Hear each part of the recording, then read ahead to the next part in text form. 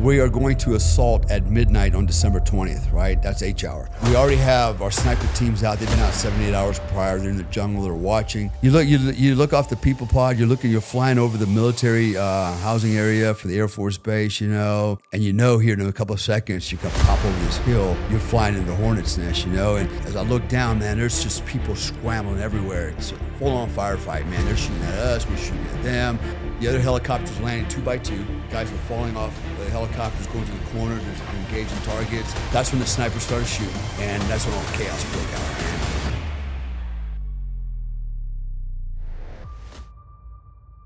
Delta doesn't find the best guy; they find the right guy. Yeah. What do you think about that? Yeah, that's actually I stole that quote from a guy named Pat Savage. He was on one of my teams in the unit, and he's right. It's interesting, the phenomena behind it.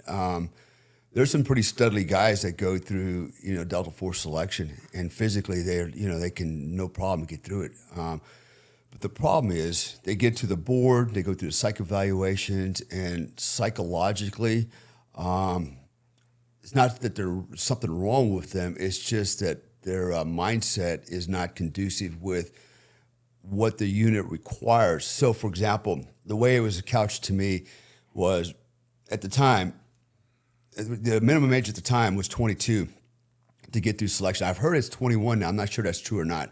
I think it's still 22, but I was 23 at the time. I was the youngest guy to make it through selection. And basically the expectation was, although you're 22, you're a young NCO, you don't have a lot of military experience. In fact, you don't have a lot of life experience. We expect you to be able to get on an aircraft carrier and speak with the captain of the aircraft carrier, right, the commander, and advise him on tactical operations or whatever, or stand in front of the president and give him a briefing. That's what they expect. And, that takes a certain kind of character, and certain kind of poise to do that, and a certain type of intellect. And so, you can get a lot of knuckle draggers to get through selection. It's a hard physical course. I would argue it's probably the hardest physical course in the world, only in that it's designed to break you down physically, and actually they don't break you down, you break yourself down. And once your body's broken down, then all you got left is your brain. Mm-hmm. And this is where people start to fall apart, right? And so when times get hard. But the average Delta operator is not that big. Actually, I was pretty small at the time. I was 164 pounds, almost 6 feet tall. And and most guys were not. I mean, you would never know, your next door neighbor's a Delta Force operator. He just looks like a regular dude out there mowing grass. But it wasn't it wasn't just the physicality that was important, because the theory was, we could bring a guy in of average physicality, right? You have to have above average physicality anyways, just to get through selection. You got to be in pretty good shape, really good shape. But we could take an average dude and we can physically build him up to the level we need him at. But when it comes to the mindset, that's something you're born with. In fact, there's a saying in the during selection. It's called Victor Whiskey, VW, a voluntary withdrawal, right? So a lot of guys just throw a towel, and it's like they can't handle it anymore, right? And usually the comment is, "Sir, I'd like to voluntary withdrawal, or I'd like the Victor Whiskey," And they're very nice about it. It's like, okay, put on some dry clothes, put on a jacket, get in the back of the truck, stand by, and we'll get you out of here. And they take you to the rear, go take a shower, grab some food, relax, and we'll have an out briefing later on. And you sit in front of the commander, and then the commander says, good, thanks for coming out, man. Nice try, and I appreciate your effort. And then usually what happens is, because the guys are sitting there nice and comfortable, they got a full belly, it's nice and warm again, and they start having second thoughts, and they're like, "Sir, you think it's possible I can try again?" And here's the standard answer. There's no exception ever. The answer is, you can have a change of mind, but you can't have a change of heart. And you will never get another opportunity because you don't have the heart. Now think about the implications of that, right? Everybody change their mind, but do you have the heart to continue on? And you demonstrated that you don't by quitting, right? Mm-hmm. And that's not what they want. They don't want a guy. It doesn't matter how physically badass you are. If you don't have the heart, you can have a great mind too. In fact, the average Delta operator has above average IQ, above average GT score, pretty much above average on everything. And like I said, the physicality, they're in great shape, but they don't look like it. they look like average dudes, but and that's all relative as well, right? You don't have to be a big, strong, muscular-looking dude to be a badass. In fact, I would argue it's actually a hindrance. There are guys that perished because they were too big. A classic example was during Desert Storm. When the British 22 SAS got Bravo 20.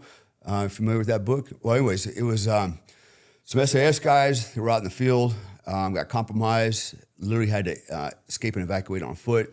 And we're running for their lives over the course of days. And the reason I know all this information firsthand is because one of the guys that was on that team that made it, survived it, literally after they recovered him, the next 24 hours, he came to us and gave us a briefing about, what happened out there so that when we go out, we're better prepared. And he mentioned that they had one particular guy who was pretty big, pretty muscular, and that guy was probably one of the first ones to go down because he's just carrying too much meat to feed, and he might have been in great shape, but he was in shape for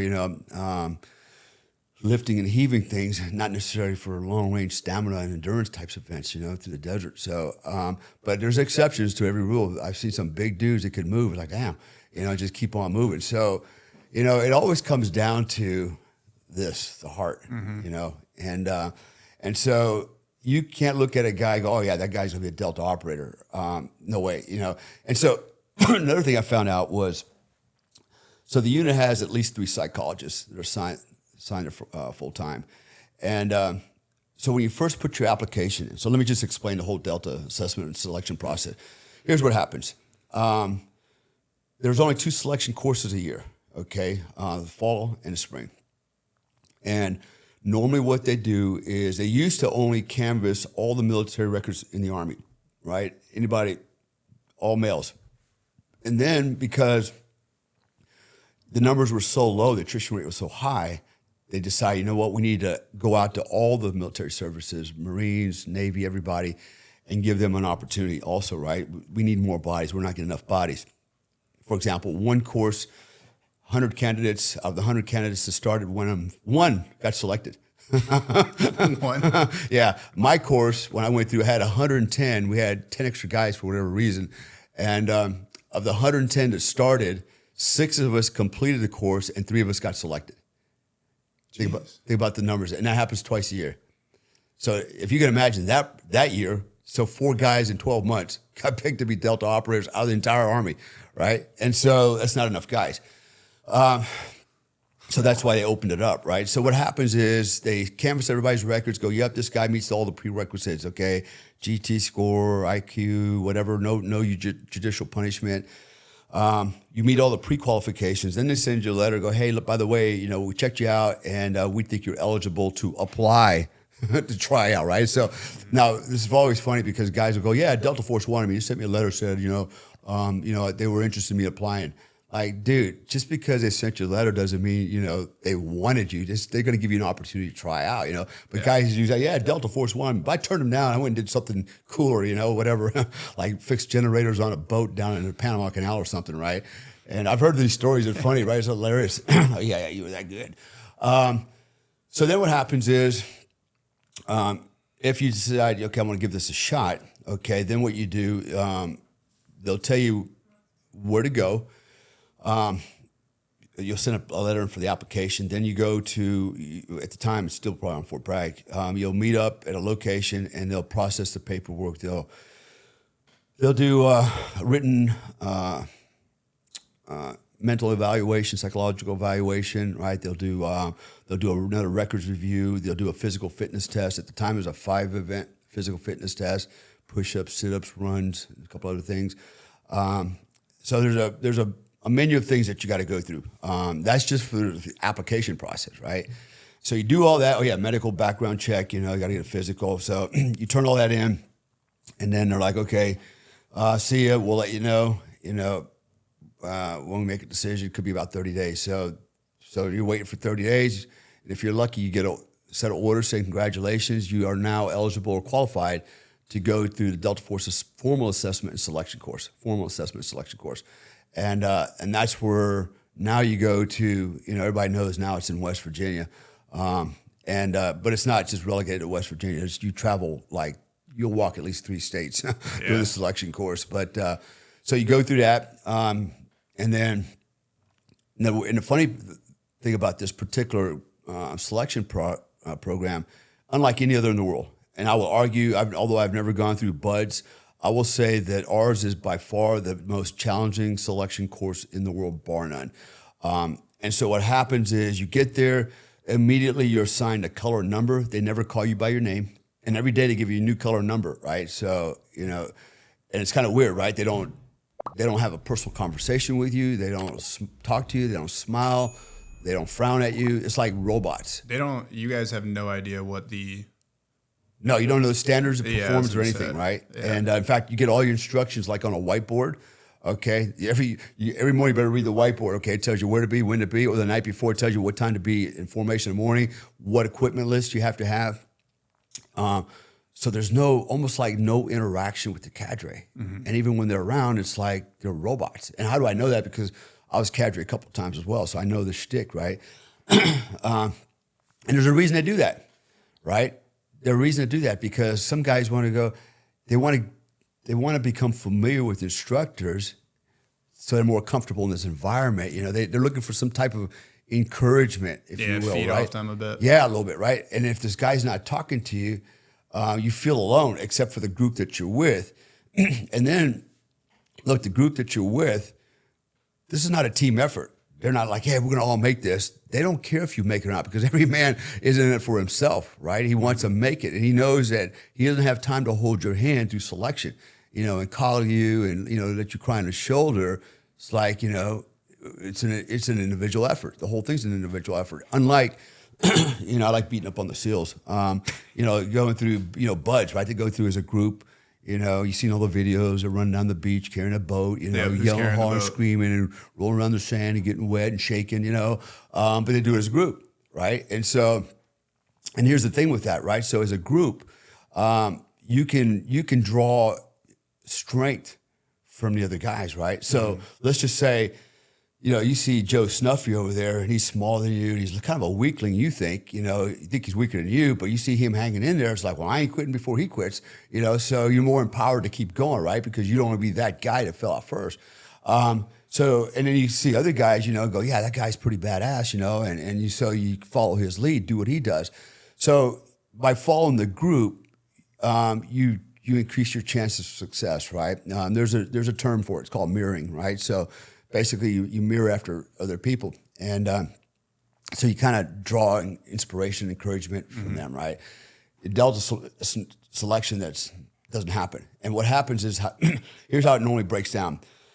You assign a color number, you're told where to be, when to be there. They put you in the back of a truck with covers. So you're driving, you don't even know where the hell you're at, where you're going. It's a covered truck. You can't see outside. Next thing you know, you're in the middle of the woods somewhere in the mountains. They tell you to get off.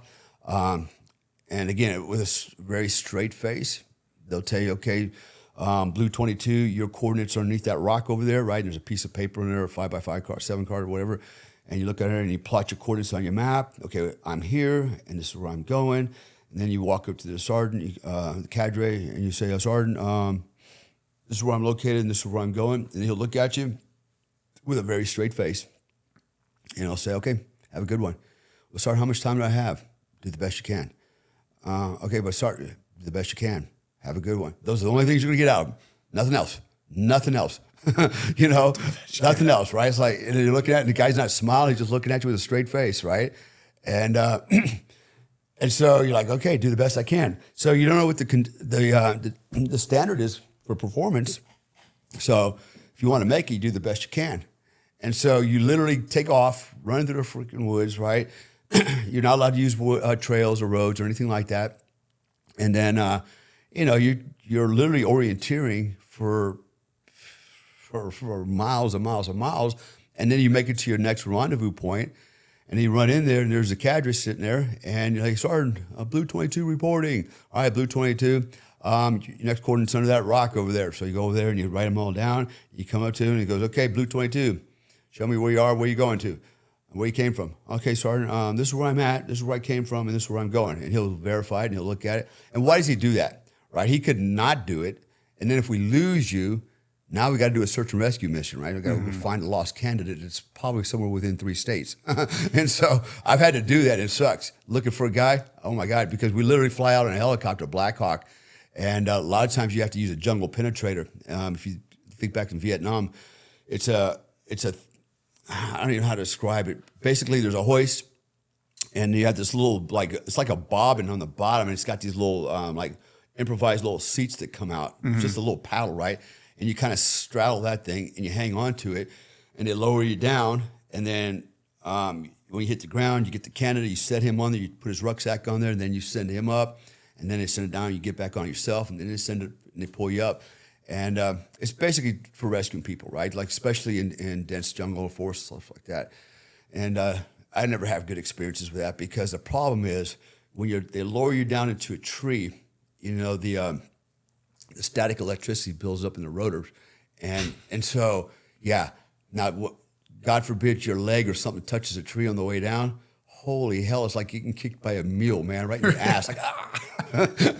yeah, you're taking a brunt of that energy right at the butt, you know. Then you're mad at that guy because you had to go get him, right?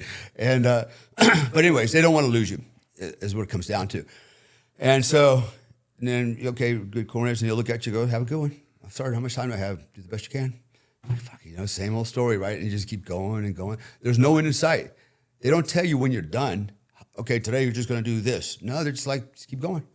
We'll tell you when you're done. And you just go. And so you do the best you can. What does that mean? You push yourself.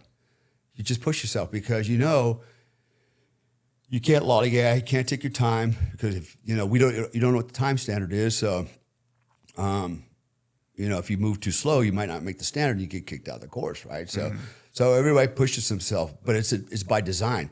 So every day you're pushing yourself, and you're pushing yourself. And then, you know, somewhere deep into the course, you're physically just wrecked. You know, you got blisters all over your feet, you know, from walking in the rain and, you know, in wet jungle boots and walking through the creeks and streams. You know, walking up and down hills, your feet are sliding inside your boots. You know, so your feet are like hamburger, you know, your knees are shot, your legs are shot, your back is shot, everything's just shot. You're soaking wet every day, you're freezing, or you know, it's snowing on you. And physically, you just wrecked. And so there comes a point where now physically, your performance levels are almost zero. It's like you're just running on fumes, right? And so what's got to take over is this, right? Which is this and this. And so this is where guys break down. This is where guys quit. This is where guys fail. They don't make the time anymore. They got nothing left in the tank, and they just can't make it over the finish line. Some guys just quit psychologically. It's just too much. And, you know, and I don't mind telling people the story. I mean, I had one of those moments, right? I was going to ask, when did you know that you I had one of those moments, man. And let me tell you, I was in the best shape of my life. Man, I was in the best shape of my life. My resting heart rate was about 50. I could run like a bat out of hell. I could carry look, I weighed 164 pounds. My training rucksack was 82 pounds. That's what I trained with every day. And I carried it like a t-shirt, no problem, right? I was in great shape, best shape of my life. Man, I trained like a madman for this thing. And I hit a point on one particular day, almost towards the end of the course, and I didn't know it was almost the end of the course. So you don't know when it's over, right? But later on, I realized, damn, I was only like 2 days out. And I was crossing this. On this particular day, we didn't get maps. In the morning, they had a big map posted and with an area on it. And they were like, okay, here's a piece of typing paper. Here's a pencil. And you got 5 minutes to make a sketch map using this big old topo map, right? So you're like, shit, right? So what you do is, you know, north seek an arrow, make sure you got that on there first, and then start writing, you know, drawing the major terrain features, you know, MSRs or roads, things like that, right? Hilltops, prominent terrain features. You got 5 minutes to do this, so you need to get the general stuff first. And so you map this thing out on a piece of typing paper, and that's your map of the day. And I remember, man, it rained every day. It was freezing rain, just freezing rain every day. It's like I swam through the whole damn course, you know? And on this particular day, I was pretty physically just beat up pretty bad. And I mean, I turned some good times, even though I don't know what the standard was. You can kind of compare yourself to other guys based on every day who's left. And the reason you know who's left is because what they do is once you're done, they take you to a base camp. And usually they might start off with 3 base camps, and then it ends up being 2 base camps, and it ends up being 1 base camp with the guys that are left, you know. Mm-hmm. And sometimes you run across guys out in the field, you know, cross paths, you know. So you can kind of get a sense where you are as far as your, you know, performance wise. And so I felt like I was doing pretty good. I mean, I turned some quick times, some really good times. I could do 18 miles with 45 pounds, combat boots after a 5-event physical fitness test at night with a weapon, no water. Water wasn't included in the weight yet. And I could do 18 miles in 2 hours and 53 minutes. That's smoking, man. That's smoking, you know? And so, I turned some pretty incredible times. And when you're in the infantry and when you do what I did, you know times. You know how fast you can run a 2-miler. You know how fast you can do 18. You know how fast you can do 12. You know, right? Because you're doing quite a bit. So I knew that, I'm kicking ass. If I'm doing 18 miles in less than 2 hours and 53 minutes, I'm doing something right. So it was on this particular day. It's raining. I'm soaking wet. And I remember crossing this farm field, and I'm up to my knees in mud, like literally just mired in mud. And you know, you imagine you're literally sunk down to your knees in mud. You're trying to pull your legs up. You got a rucksack on your back, and you're trying to slog across this big old farm field. It's pouring rain. It's foggy. You can't see anything more than maybe 50 to 100 yards in front of you. And I remember I just bogged down. It's like I was just so exhausted physically. And I remember pulling my map out, you know, and my typing paper turned into toilet tissue, and it was wet. And I was like, you know, trying to orient it, you know. And I said, okay. I said, somewhere in that fog, there's a mountain or hilltop. I got to go up that thing. And there's another rendezvous point up there. I got to get up to that thing, you know. And then I sat there, and I couldn't move my legs. And I thought, man, you know, and then that's when I started breaking down mentally, you know, because physically I just had nothing left in me, man, nothing. And I just stood there and I contemplated, you know, and I started getting depressed, you know, and I almost started crying like a little girl, you know. And I think, man, you know what? Screw this. I quit, man. I'm just going to Victor Whiskey, you know. What am I doing here, you know? You start questioning everything, man, because that's what happens, right? That no matter how strong you are, that's what happens. And they know that. That's what they want. They know that, right? And so I'm sitting there, and now I want to quit, you know. And then I sat there for a couple of minutes, you know, boo-hooing to myself and feel sorry for myself. And then I kind of got that out of my system. I was like, hey, Comstock. I said, nobody's coming. Who's going to come and get you out of here? Nobody knows you're here. And if they did know you're here, nobody's coming out here and pick you up by the mud and carry you out, right? You're up to your knees in mud. You got to get on your own power. No helicopter's flying. It's not going to fly. So I said, the only way you get out of here is you have to get out of here on your own. And I thought, well, if I get out of here and I get up to the top of that mountain, I can quit up there, right? There's no rendezvous point. And so I started moving each leg, little pistons, you know, one at a time, you know, one step. Finally, I got out of it. Started making my way up the hill, get to the top of the mountain. There is the instructor, the cadre. And I remember thinking, this is it. I can quit right here. And I thought, Comstock, why would you quit now, man? You're on the top of the hill. You could roll back down if you need to, right? So my motivation started changing already, right? I had to get over that little moment, man. We all have moments, man. Yeah, you need that moment. I had my little moment there for a minute, you know, to, you know, feel sorry for myself and get it out. And I thought, oh, shit, I'm not going to quit now. So, you know, I reported in, got my next grade coordinates and continued on. And so it's very challenging mentally. Physically, it's challenging. But when your body goes, that's when the mind goes. And that's what they're looking for. Who's got the mind to keep going when the body's dead, not functioning anymore, right? And therein the difference. And a lot of guys, you know, what they're looking for is what we call effective intelligence, right? Effective intelligence. What is effective intelligence? Look, you can get on the internet. I cringe all the time. I get on like LinkedIn. I see all these guys on there and girls on with PhDs, and they're this and that and that. And I look at some of their comments about things, especially politics. I said, how can people that educated actually be that stupid? And I keep thinking about a quote that Elon Musk said, a paraphrase. He said, you know, you can buy an education, but you can't buy intelligence. And I was like, man, that is so true. I know some really dumb, smart people. You know, they're all around us. And, you know, I guess it's all relative, but looking at it from just, you know, through the lens of just a normal, common sense human being, it's like some of the shit just don't, like we were talking about earlier, right?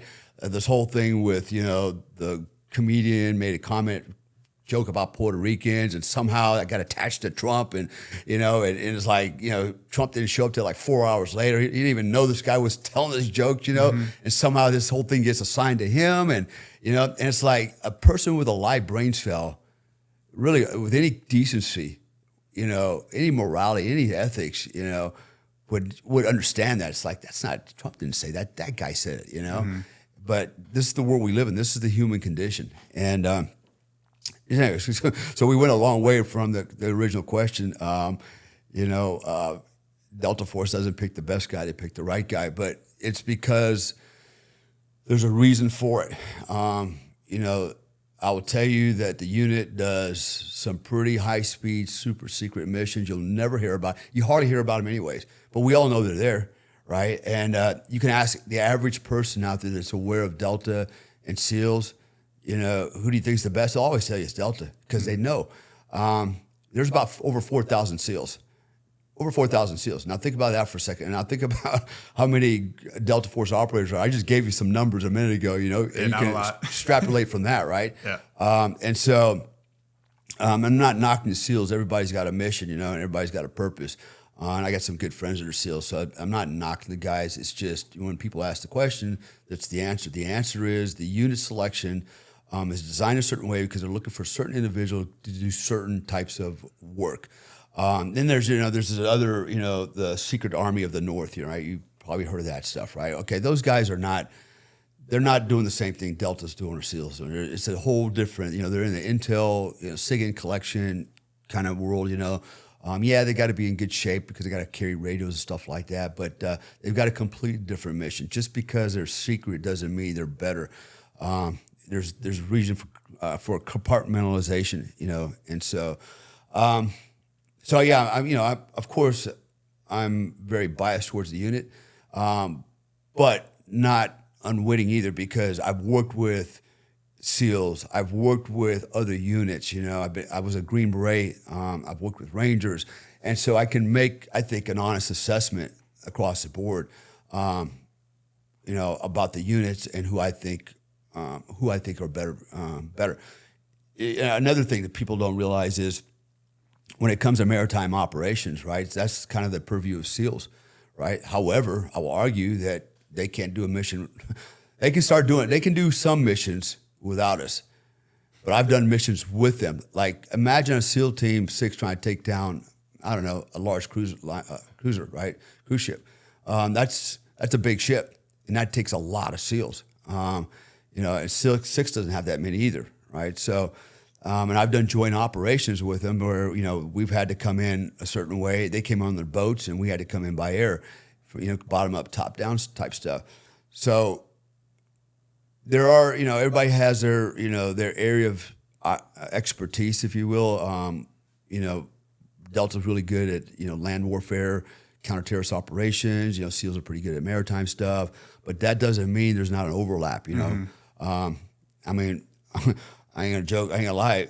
We've had Delta operators outswim SEALs in competitions, you know. And by the way, Delta has water teams, scuba teams. I had a water team in Special Forces as well.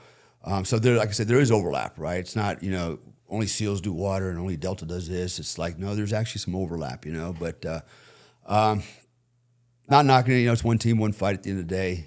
You know, life's about choices, and I just happened to be in the Army and had the opportunity to be a Delta operator, you know, and I went for it.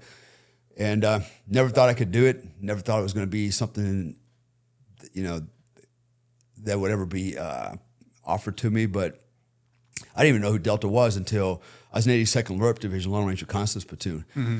And we went and trained with, we went to Hereford, England to train with 22 SAS with their long range recce teams.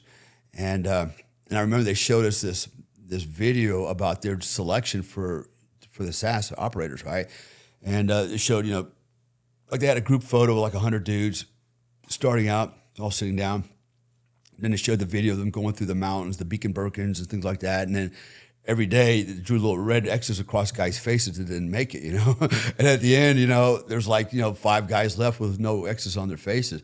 And I go, damn, what was that all about? It's pretty tough, right? And so then I found out we had the equivalent of that, I was going to say, do you look at SAS as a like 1-to-1 equivalent if we had to take, or how do you think those two differentiate themselves? I've trained with them.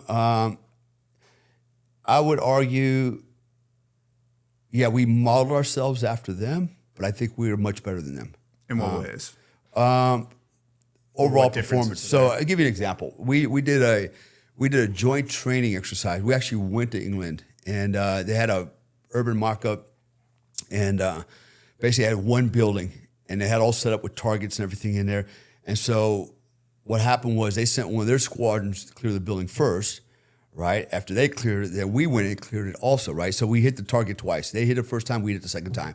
Well, when we go through the second time, we're looking at all their shots and like, holy shit, what are they shooting this thing with? Like 12-gauge shotgun, birdshot, because there are bullets everywhere, man. They're not precision shooters. At that time, they weren't. And so we kind of walked out and go, damn, we're very surgical in our shots. We have to be, you got to be able to print your rounds where you want them, in the heart, in the head, and not all over the damn body, So there were some things we saw that were a little bit different, not to take anything away from those guys. Maybe that was an exception and not the rule, but the general feeling is we're probably operating at a whole different level, probably because, one, Delta has an unlimited budget. We got so much money, or they had so much money, we could buy every bell and whistle that we wanted, equipment, so that went a long way to enhancing the unit's capabilities. We did a lot of research and development. A lot of things you see today in the military, not just the U.S. military, but now foreign militaries, all had its genesis in Delta. We created a lot of stuff, man. We made SATCOM radios, antennas, even stuff like having the pockets on the jacket. That started with us. We would cut them off of our blouses on the bottom and sew them here because we tuck our pants in. GPS. We actually started with some of the first GPS systems. The M4 mod, the soft mod kit, M4. It's a whole kit now. Rifle, carbine, all the bells and whistles. All had its origins from over there because we used to use the CAR 15, and we tried to modify them as best we could because it wasn't an M4 platform yet, and the M4 platform was born out of that. So we created a lot of stuff over there. I've actually made stuff that I've seen now in Black Hawk magazine. It's like, man, I made that, and so we just invented a lot of stuff, and suddenly it found itself in Black Hawk magazine, and somebody else was making money off of it. It's kind of funny, but to me, like I said, Delta is the premier counter-terrorist unit in the world, hands down. It's not because just all the equipment and the money. It's because the type of guys that are selected, the right guy. Yeah. And guys that are relatively smart. They're problem solvers. They can function unilaterally. They can function as a team.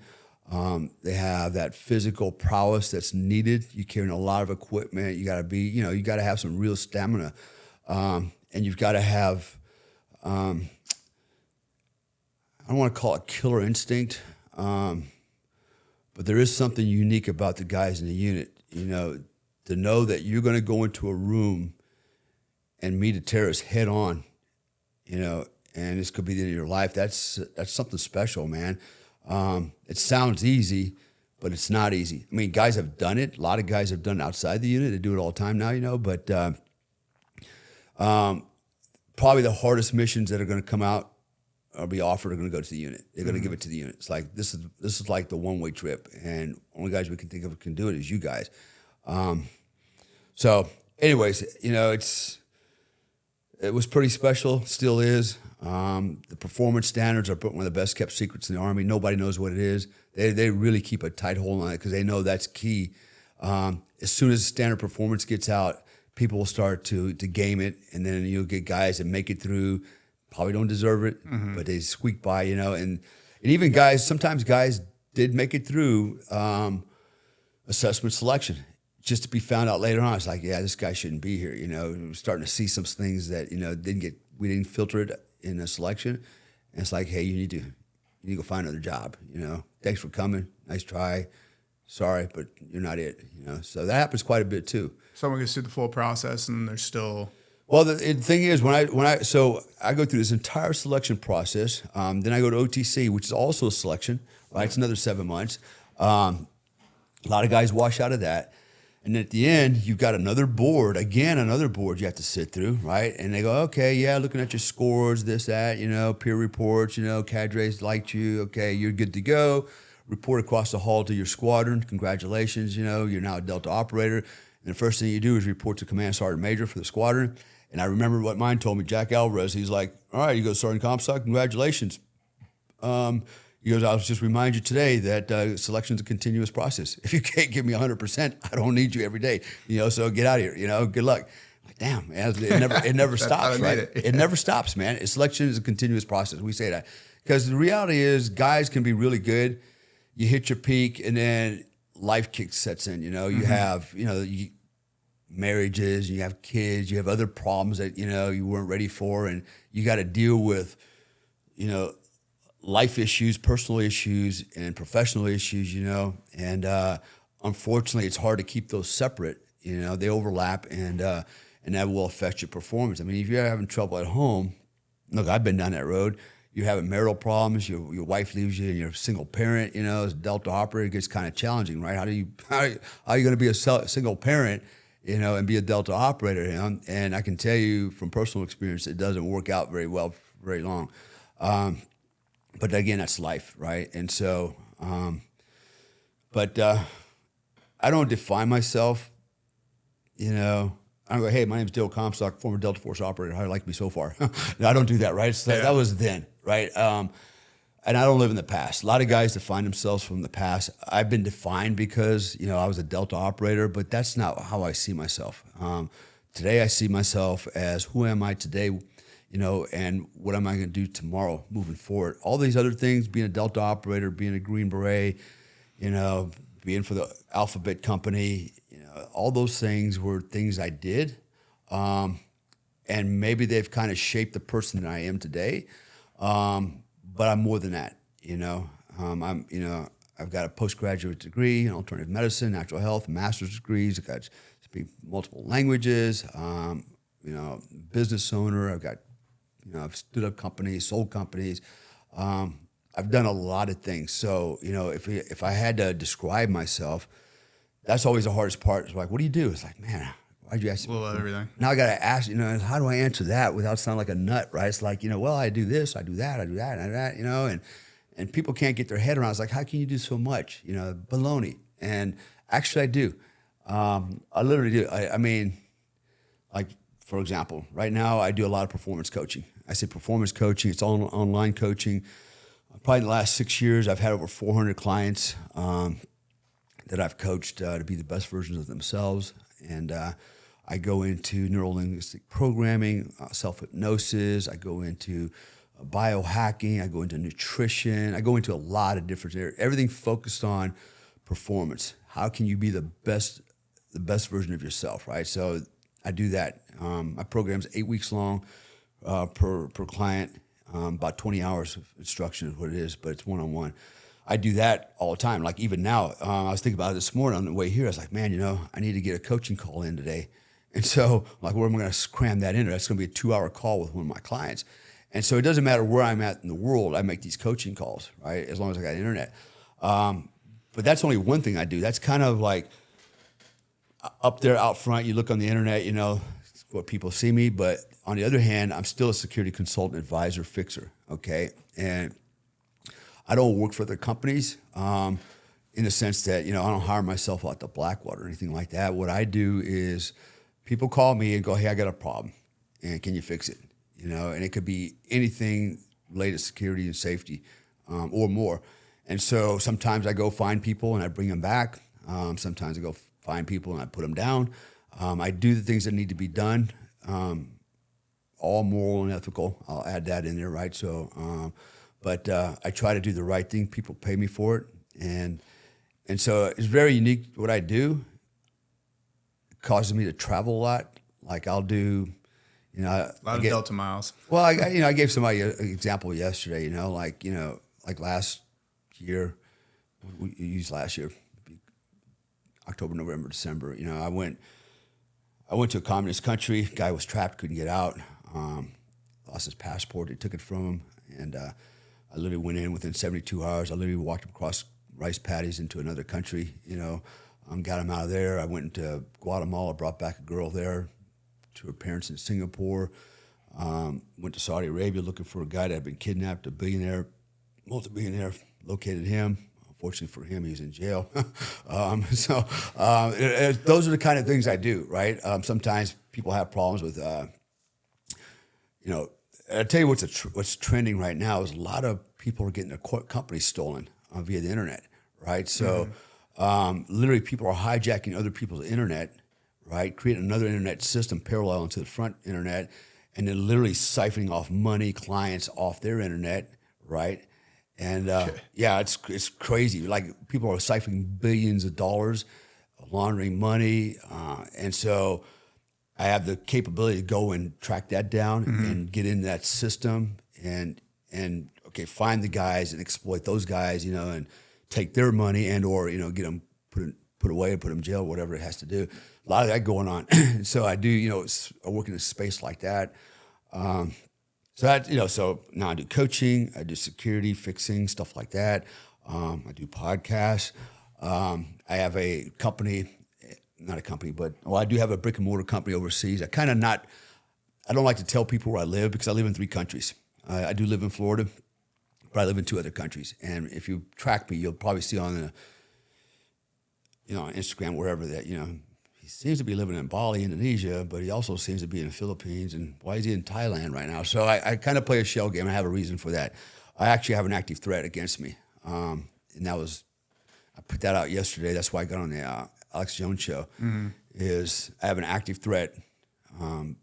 DOJ informed me of it, that I am a priority target for some terrorist groups out there that want to kidnap me and kill me. So I've got to stay kind of under the radar, but I can't be under the radar because it's who I am, and so it's kind of, I got to find balance. And one of the ways I kind of do that is just stay mobile, and I use my counter surveillance techniques. But but I do have a brick and mortar security company. My wife and I and a friend of mine were opening up a bar restaurant. It's almost open now. I've got a security company here in the States. So I have stuff that I do. So managing companies, personnel. I have a canine company, so now I got to manage personnel and canines. Acting. I got a movie coming out, by the way, and we have to link that. Yeah, it's not. So it's in process right now. They're writing the script and everything. It's pretty exciting. I've got a book coming out. Another one I just finished up. It'll be ready for publishing in about 30 days. So let me ask with all this, 'cause I think this is really interesting. It was actually kind of tying into a question I was going to ask when we were comparing SEALs and Delta. You were mentioning how SEALs is very team oriented. Delta is very, you need to be able to be a solo operator. Right. What you're kind of mentioning here is like a really strong sense of individualism, ability to kind of craft and work and be comfortable with your own self and do that. Yeah. Do you think that's a key aspect as well to just the kind of any general success for a lot of these groups is you want to have that individualistic? That's why we start out saying picking the right guy, right? We talked about picking the right guy over the best guy, because the right guy can do that. He can blend in, right? So there's a reason Delta Force operators are called operators. That term has been hijacked, okay? So, in the OSS, CIA, they use words like operative, right? But operator was very unique to Delta, and it's got a cool ring to it. But there's a reason we call Delta operators. So now everybody's, I'm a Marine operator, I'm a Navy operator, I even heard cops call themselves operators. Like, really? Everybody wants to be an operator, but they don't want to do the long walk, what we call it. But the reason you're an operator is because, as we're pointing out here, you're either working as maybe today I'm working in a civilian capacity. Maybe tomorrow I'm working in a government capacity as a federal agent, badge and everything, credential. And maybe tomorrow I'm operating as a soldier, right? So, and so now I got these 3 different areas that I work in, either as an individual or, as a unit or whatever. And then I got this other thing called an NCOER or OER rating, right? Evaluation report. Okay. And so when you write my evaluation report, how do you rate me? Okay. Especially compared to our peer group. So in Delta, we kind of fall into the same, into the, if you will, 18 series, right? Special Forces series. So that once all Green Berets go under a certain board for promotions, right? They look at they don't compare Green Berets to an infantry guy. It's basically, your MOS is what you're compared against everybody within that. But if you're a Delta operator and you're a civilian, you're a government agent, and then you're a soldier, how do we rate you and compare you to the Green Berets, right? And so they had to create something different, right? And what do we call you? And so that's how the term operator came up. Because sometimes you're operating as a civilian, sometimes you're operating as a government agent, sometimes you're operating as a soldier. Most of the times it's a soldier, but you have to be able to do all. And that's how the term operator came. And I remember, probably in the last 15 years, suddenly, everybody wants to be an operator. I was a some SEAL operator. I was a this operator. I was a Ranger operator. I was an infantry operator. Everybody's, I was a cook operator. I was a mechanic operator. Like, come on, guys. And guys would get offended when I call them out. I was like, dude, you're not an operator. If you're a Green Beret, you're a Green Beret. If you're a SEAL, you're a SEAL. If you're a Ranger, you're a Ranger. If you're a Marine, you're a Marine, right? And they would get livid, man, because they don't understand the history of it. Mm-hmm. And so now everybody's an operator, right? Because it just sounds so cool. Why can't we just be happy with who we are, right? You're a SEAL, you're a SEAL. I don't run around telling people I'm a SEAL Ranger, Green Beret dude. No, I'm not. I'm not none of those things, right? So why would I hijack other people's MOSs, when it's not my MOS, Yeah. So anyways, that's kind of how the term operator came up. And then the question people always ask is tier 1, what makes you somebody tier 1 versus tier 2 versus tier 3?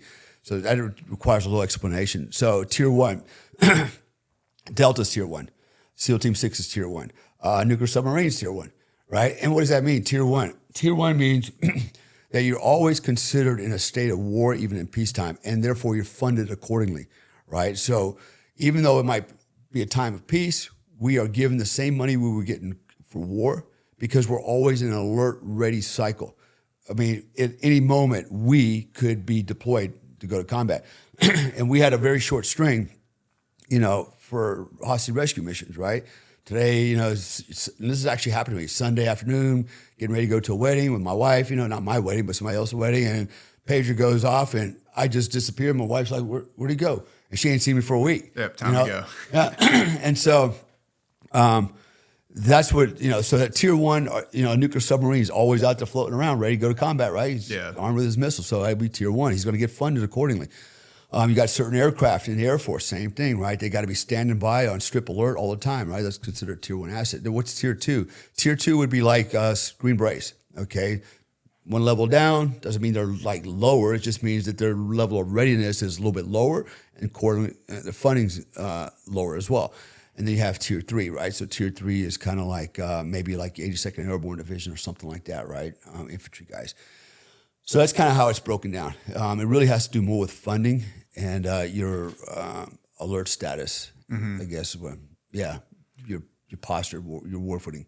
How would you guys compare them directly to DEVGRU? Because DEVGRU is right up there in terms of tier 1 with you, obviously. Yeah. The operational assignments are very different. I had Ben Wallach on, who was wasn't with DEVGRU, but he was a Navy SEAL. But he spoke to this really well, where he said an interesting dynamic people don't often think about, and we were kind of highlighting this earlier, is that up until the war on terror, SEALs had a very kind of specific assignment. Delta was very specific, and then all of a sudden we're in the Middle East, and there's no water for the most part in the Middle East.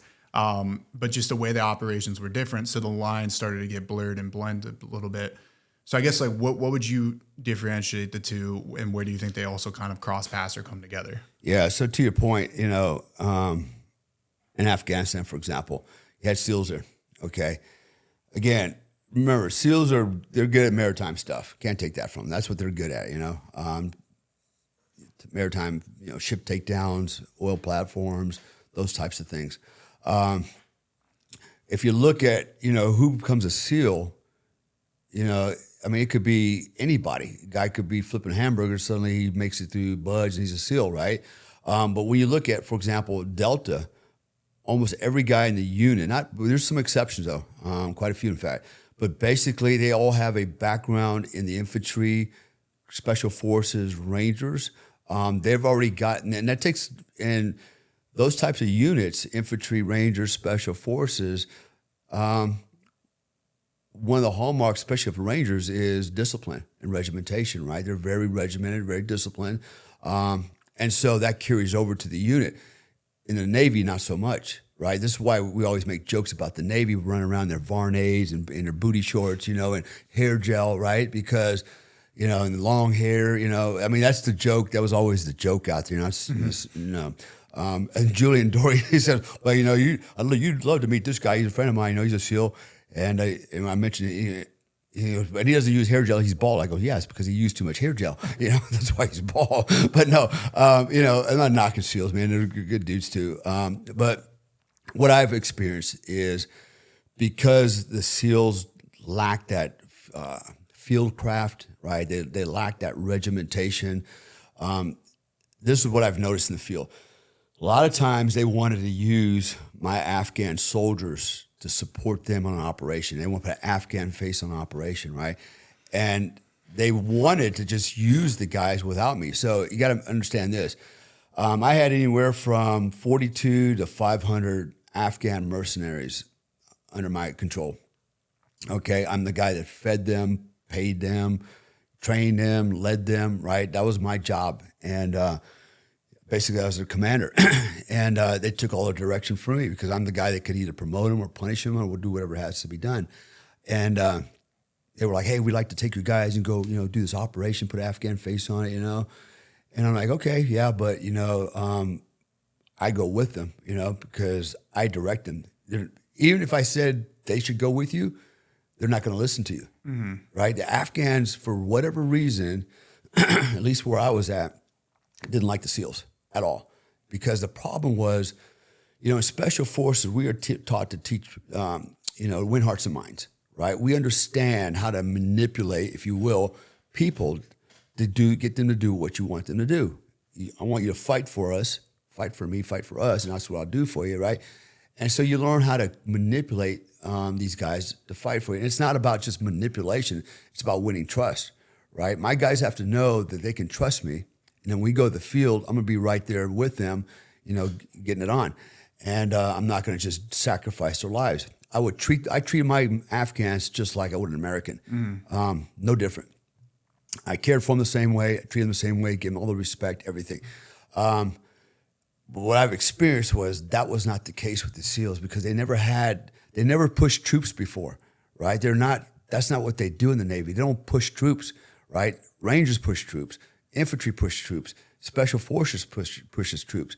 When I say push troops, means lead troops, right? And so they didn't have experience at it. And I watched them. They sit there and yell at the Afghans. Blah, blah, blah, blah.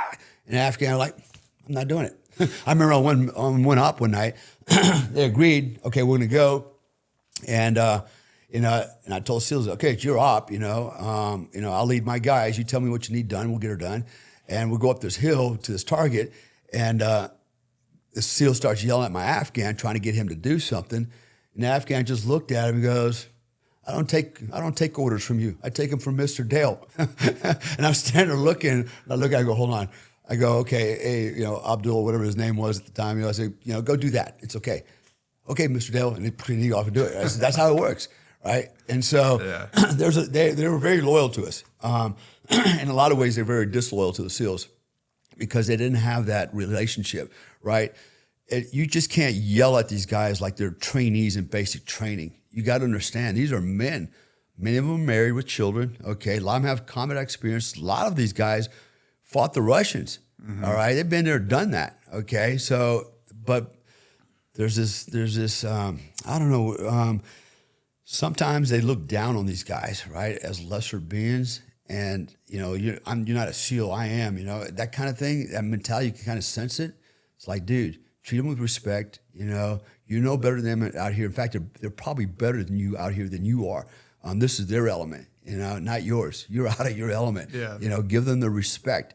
And yeah, they're not going to listen to you because I'm the daddy, But whatever you need, you tell me and I'll manage it, Do you think part of that, again, too, this is really interesting as well, is the pipeline to become a Delta operator? Oftentimes it stems from Green Berets, and then obviously, you pick from Ranger. Like, you come from anywhere, but, and, we've had plenty of Green Berets on the show.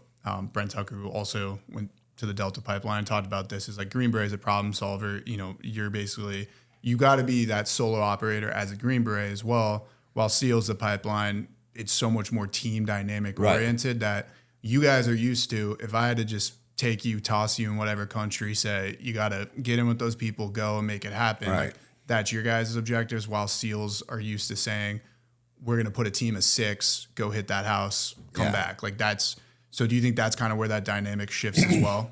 Yeah, absolutely. And actually, I'll say this, I spent some time in 3rd Special Force Group. I was a team sergeant over there, and I had an ODA 394. And I got to, honestly, man, I think Green Berets are by far the best special forces in the world because they have so many missions they have to do. And Delta does too, don't get me wrong. The Delta has the luxury of a lot of money and a lot of support assets, right? Green Berets, not so much. So sometimes we got to make do with what we have. And because of the way we're organized and what our mission is, we have different missions, besides unconventional warfare. We have foreign internal defense. We do have a counter-terrorist role. We have different missions that we have to do and support. So my particular team during that time, we were a Portuguese-speaking team. Why were we Portuguese? Because our area of operations was Angola, which is a former Portuguese colony, and also our secondary mission was, Iraq. But so we had to have a Portuguese-speaking capability. We were all trained in Portuguese. Secondly, we were a water team, water infiltration team. So we weren't a scuba team, we were water infiltration. So we did over the horizon insertions either by swimming or rubber boats, riverine operations, things like that, right? We were also what we call a GMV team, ground mobility vehicle, right? Desert mobility. So I actually had the first desert Humvees in 3rd Group. Right. And I kind of developed the SOPs for all of that because that's what I did in Delta. We also had a mobility troop and I was on a mobility team. So, we outfitted all our tactical vehicles for the field, right? We had some pretty badass trucks and stuff. So I took my knowledge from that, applied it to 3rd Group, kind of built the SOPs for them.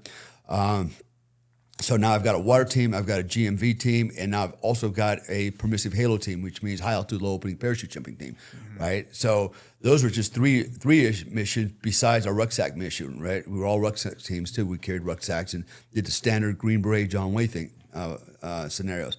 And then you got a bunch of different MOSs on a team. I've got 2 weapons sergeants, weapons experts. They're tactical guys. I got 2 communications experts. I got 2 medics. I got 2 engineers, then I got a warrant officer and then a captain, so we had a lot of things we had to be able to be good at. And one of the missions we had to be really good at was go down range, infill somewhere as a 12-man ODA, and then basically become a force multiplier. We had to go out and recruit local indigenous guys, right?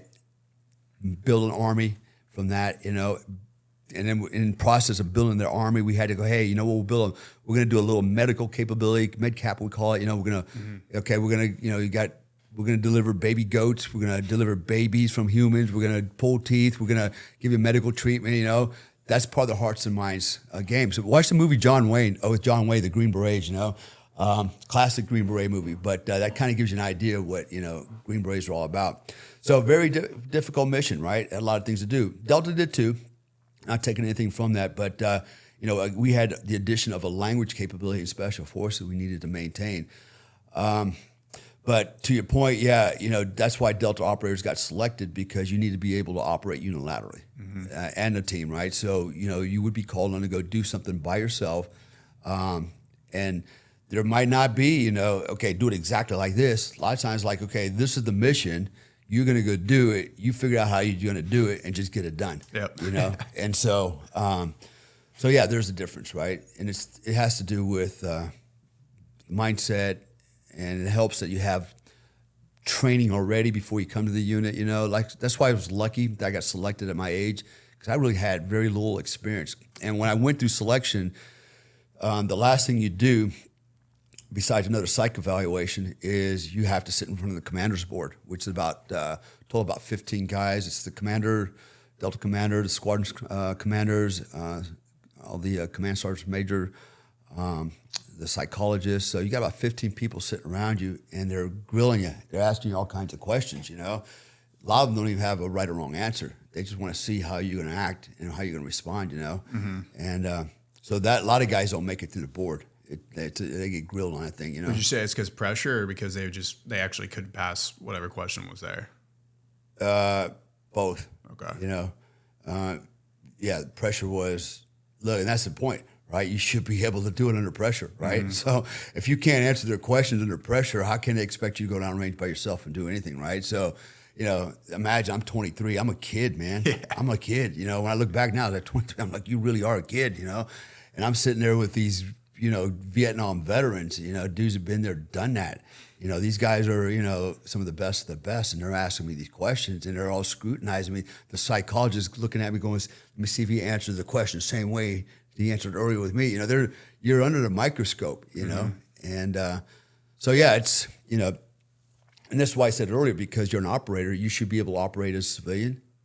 You should be able to blend in any government organization as an agent for them and act like them and work like them, you know, right along with them. And we did quite a bit of that as well. So it's almost, I don't even know, maybe kind of Jason Bourne-ish. I don't know. Yeah, kind of. So. Wrapping up selection there, then, what was your experience with OTC? So OTC was almost 7 months. And man, I tell you what, it's still selection, right? So I'll tell you how I know it's selection. So day one, we're sitting in the classroom.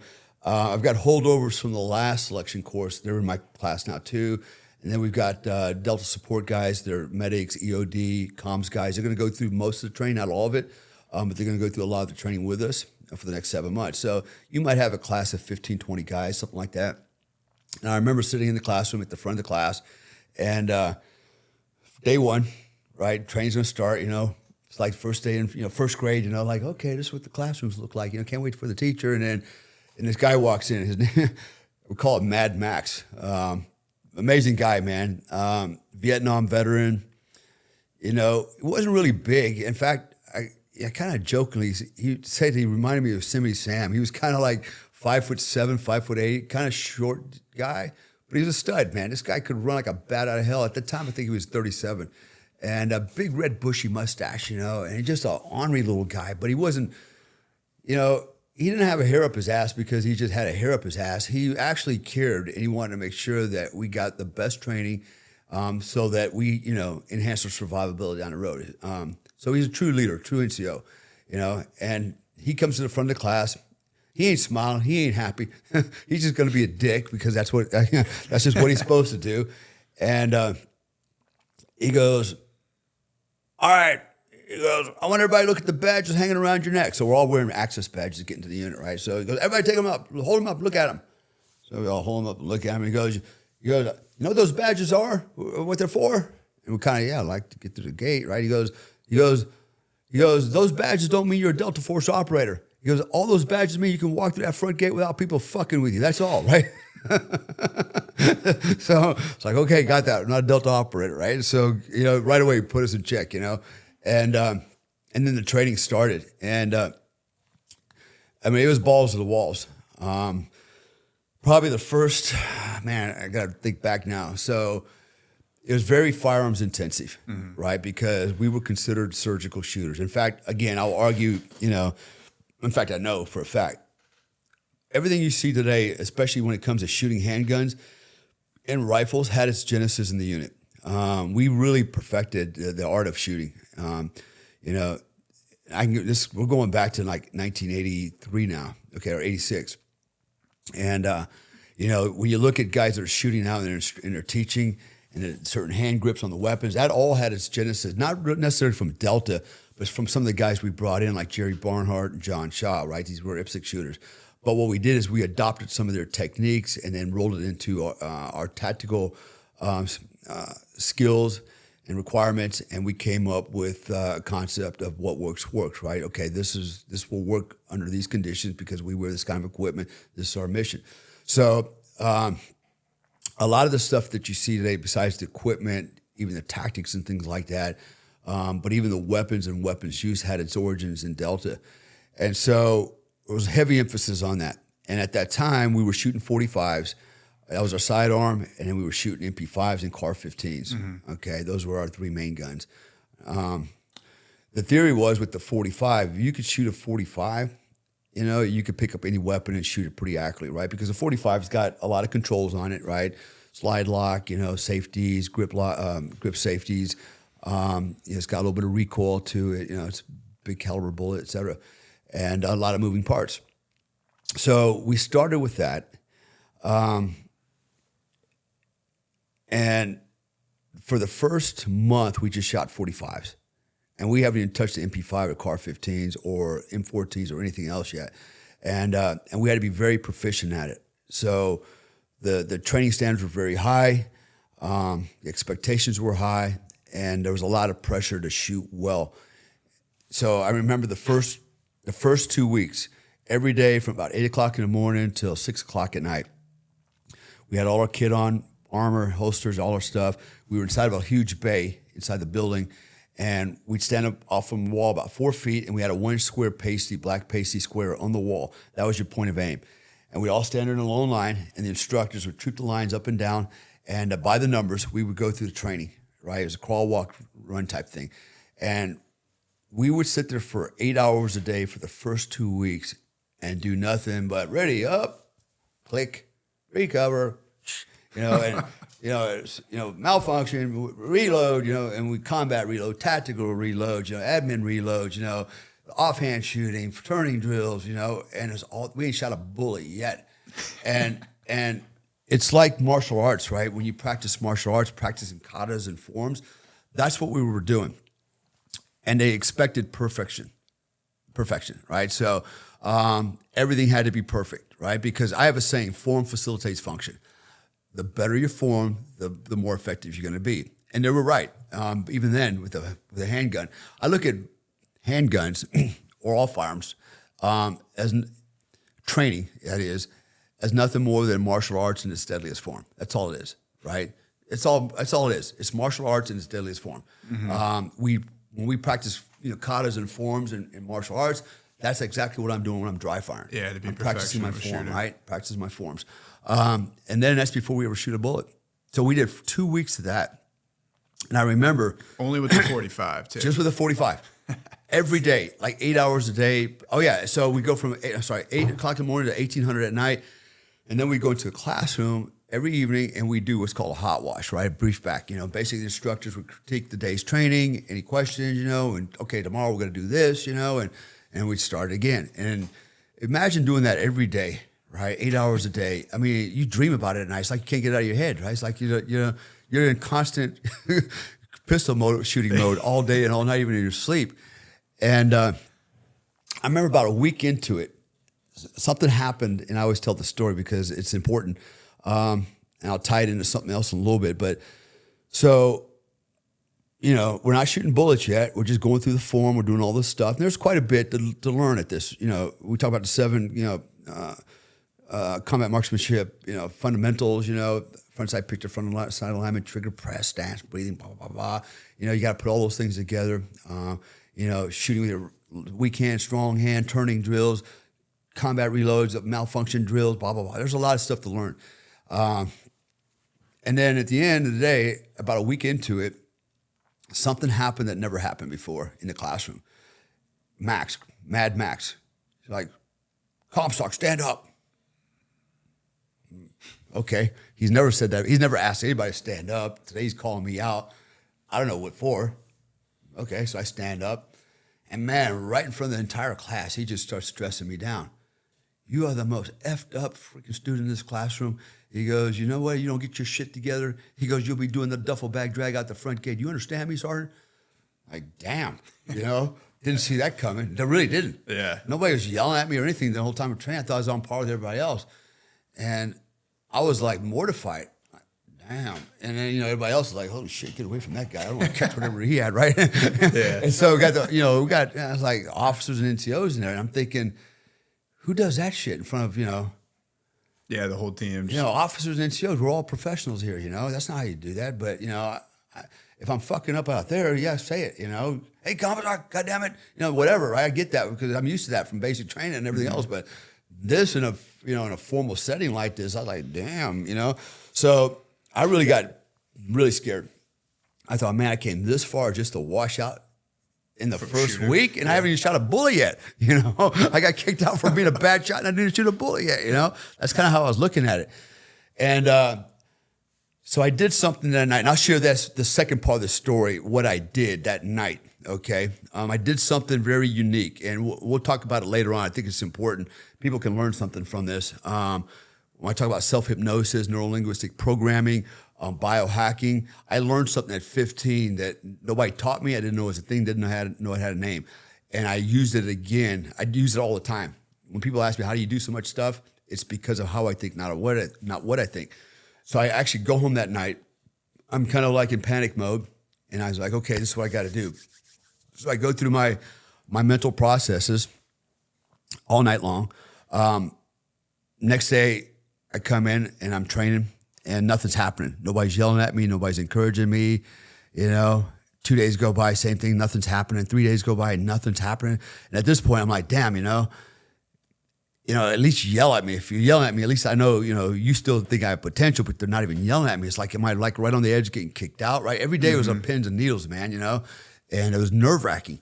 And so at the end of day 3, it happened again in the classroom. Comstock, stand up. Fuck, man. I heard the fat lady in the back of the room singing, I was like, son of a bitch, man. So I get up and I got my head's looking down at the floor, and I'm already thinking, okay, what am I going to do? I got to move now. I got to do this, and where am I going to end up? I'm for a worldwide assignment. How do I tell my wife? And all this stuff's going through my head right now. And everybody else is like, get away from that guy. He's getting ready to get fragged, right? And so I'm looking at the floor, thinking, this is it. And Max goes, I want everybody to take a good look at this man. Take a good look at him. And I'm thinking, oh, yeah, just rub it in. That's it. Just rub it in, I was like, who the fuck does that kind of stuff, right? This is so unprofessional. But here I am in front and center, spotlights on me. And then the next thing comes out of his mouth surprised me. He goes, this is the most fundamentally sound student in the classroom, and I predict you'll be top gun. Good job, Sergeant Comstock. I was like, what the fuck? Right? Yeah, where did this come from? What? Yeah. Right? I go, whoa. And he was right. So about 3 weeks later, we had to do what's called, it's going to sound kind of gay, but a man-on-man competition, right? It's for Top Gun, right? So you win a hat, it says Top Gun if you're the top shooter in the classroom, right? And so we had to do double elimination. We set up two lanes of targets, identical, they're pepper poppers, steel plates, bowling pins, right? And then in the middle between the 2 lanes, you've got what's called a dueling tree. It's a vertical post. It's got two 2-inch flags on each side, right? And what you have to do is your shooter on the left starts on the outside of his lane. The shooter on the right starts on the outside of his lane. You have to knock all your targets down, and you end up on this dueling tree. It's one tree, and you have to hit your 2 little flags and make them swing around to the other guy's side, right? If you can do that, and he's got 4, you win, right? So it comes down to me and who in my mind was the best shooter in the class. Mm-hmm. Everybody thought, this guy was badass. And but it's me against him. It's double elimination, right? We've already eliminated everybody. It's just now me and him for the championship, for that coveted Top Gun hat, right? Mm-hmm. And I'm thinking, man, here I am, freaking, holy shit. That was that close to getting kicked out. And here I am fighting for the championship, right? So, are you shoot on the left, ready, shoot on the right, ready, stand by, beep, the buzzer goes off, ding, ding, ding, ding, ding, right? 1 shot, 1 kill, things are falling down, right? And then I get to my last pepper popper, I shoot at center mass, I can see the lead hit it, splatter, and it starts to go over, and I get on the dueling tree, I'm ahead of my competitor, right? Yeah, fuck. His name is Paul. I got him. I got his ass. I'm going to win this hands down. And I start to draw down on the first plate, and I noticed my pepper popper was doing this. It didn't fall over. I'm like, fucking, the rule was you had to knock all your plates down before you go to the pepper popper, to the dueling tree. So I'm like, man, I came back to get it. As soon as I came back to get it, it fell over. So it wasn't balanced properly. So it teetered for a little bit. It was a clean shot, center mass, right? But it just took it a while to fall. So I came back to get it, and it fell over before I could shoot it. I came back on the tree, and he's on it now. He beat me by one shot. One shot. I'm like, damn, man, so close yet so far, And but I didn't say nothing. I didn't complain. I walked over and said, congratulations, man, you're Top Gun, you deserve it. And, I'm number 2.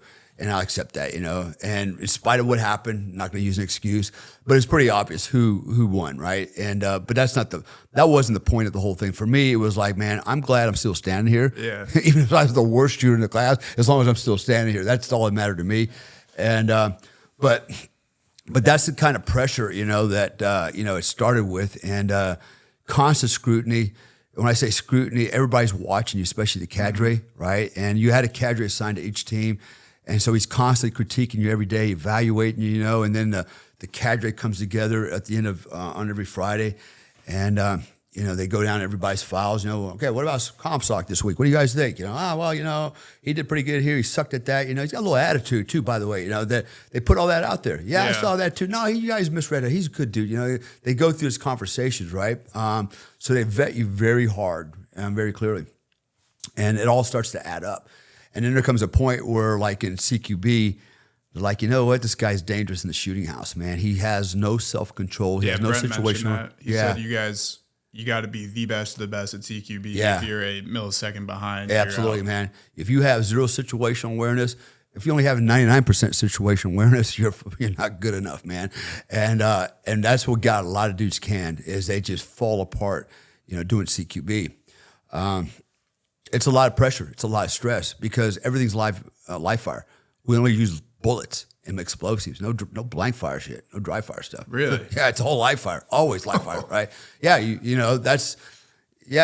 train the way you fight. And so we'd go into a room, and there were times we had robots, that you had to shoot. You had chickens and balloons and loud music and strobe lights, and you're in with 4 of the guys on your team, and you're shooting stuff that's running past you and robots, and you got to make sure that, you don't miss or get a through and through shot and hit your partner over here. And so you had to always have situation awareness. You had to know where the rest of your team was at. This is just one room so far. We still got to go in other rooms. And in real life, people are going to be shooting back at us. How would you apply that in real life then for a lot of that context? Like, are you training so hard in these situations that your mind is thinking that exact same thing? It's a real target. Here you have to become comfortable with the uncomfortable, right? That's what it comes down to. You have to become comfortable in the uncomfortable situations. This is what most people don't do. Most people go through life comfortable, trying to find that comfort zone, just trying to be comfortable, right? They never push the envelope. I mean, that's all everybody strives for. I just want to be comfortable. I just want to be comfortable, They get comfortable, then they rest, and that's it.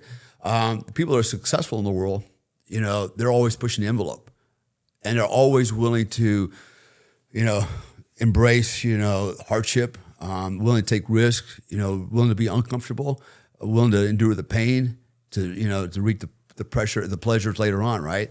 And same thing with this, right? The only way you get comfortable with this is you've got to be uncomfortable, and eventually, what happens? You start to assimilate. You start to It's like anything, right? You could take, for example, the first time you learn how to drive a car, right? You're kind of uncomfortable. Like, you got your, my dad taught me how to drive a car. In fact, he taught me how to drive a Baja buggy, a Volkswagen, bought it for me in Arizona out in the desert. It was pretty safe out there. I couldn't kill anything but maybe a rabbit, but still it was a lot of pressure, and it was a clutch, and all right, and so, a lot of pressure, fucking grinding gears, but after a while, you get comfortable at it. And so today I drive down the road. I don't even think about driving. It's like I'm thinking about everything but driving, right? And I'm tooling right along. So I'm comfortable with what was uncomfortable in the beginning. It's the same thing with CQB. But, you don't get your whole lifetime to be comfortable at it. You get a certain amount of time in OTC. You either got it or you don't, right? Because we got to move on. We got other things to do.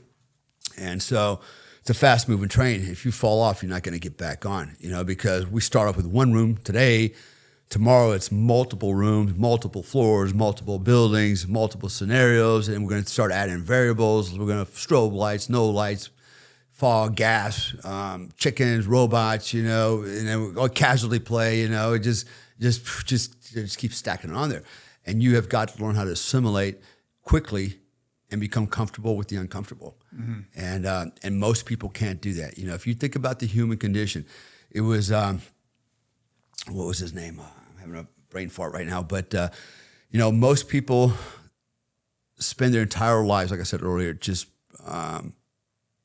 pursuing, comfort and pleasure, right? That's what they want, just comfort and pleasure. They avoid pain. They avoid the hard things. This is why most people in the world, it was Jeremy Bentham in the mid-1700s. He was a philosopher. He came up with the term hedonistic utilitarianism. And basically what he was saying there was, we are hedonistic in that, we don't want to do the hard stuff. We just want the free stuff. This is our society today, right? Everybody's entitled. They think they're entitled to everything, and they should just get it for free, right? They don't have to earn it. And so this is why 99% plus will never live the dream life, right? And they're always going to be mad at the people that are successful. And instead of just acknowledging, that guy, he gave up the pleasure and he absorbed the pain to get to where he's at. Instead of acknowledging that, it's like somebody helped him out or gave him something, right? They'll come up with all kinds of shit why you're successful and they're not. That's just, again, the human condition. So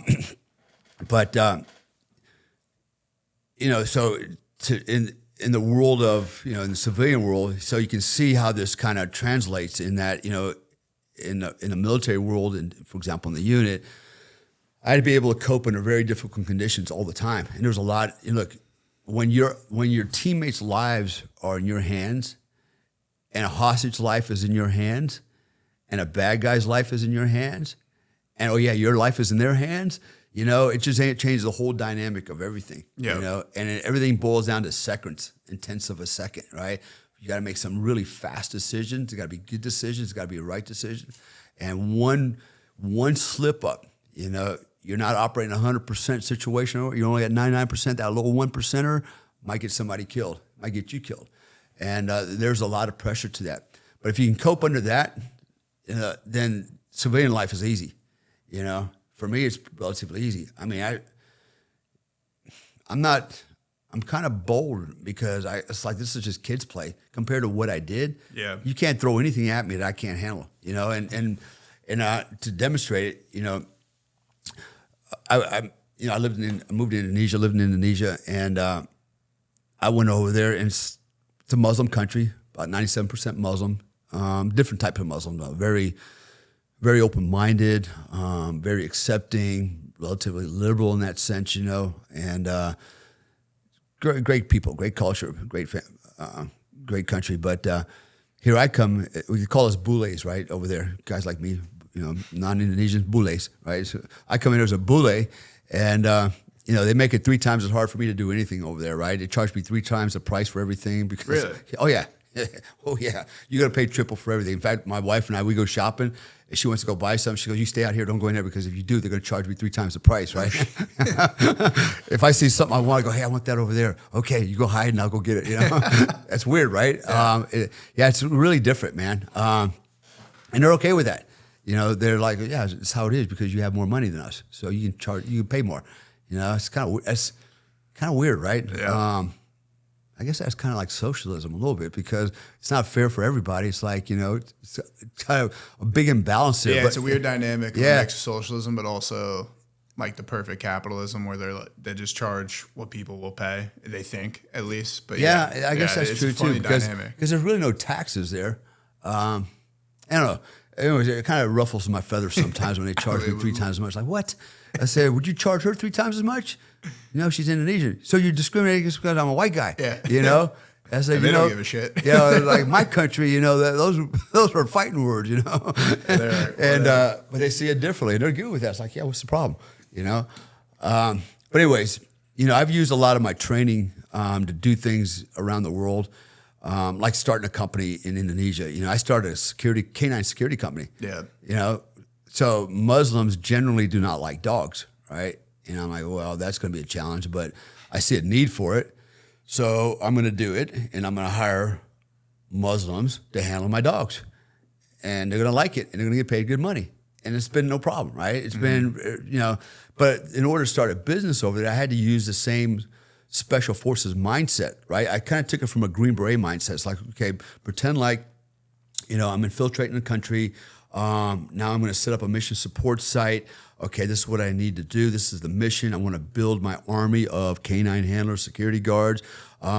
What am I going to do? So I got to recruit from the local population. I got to find canines. I got to train canines. I got to train trainers, train canines, right? And I built essentially my own little fighting force of canine guys, right? But it's a business. Yeah. So I use the same mindset, right?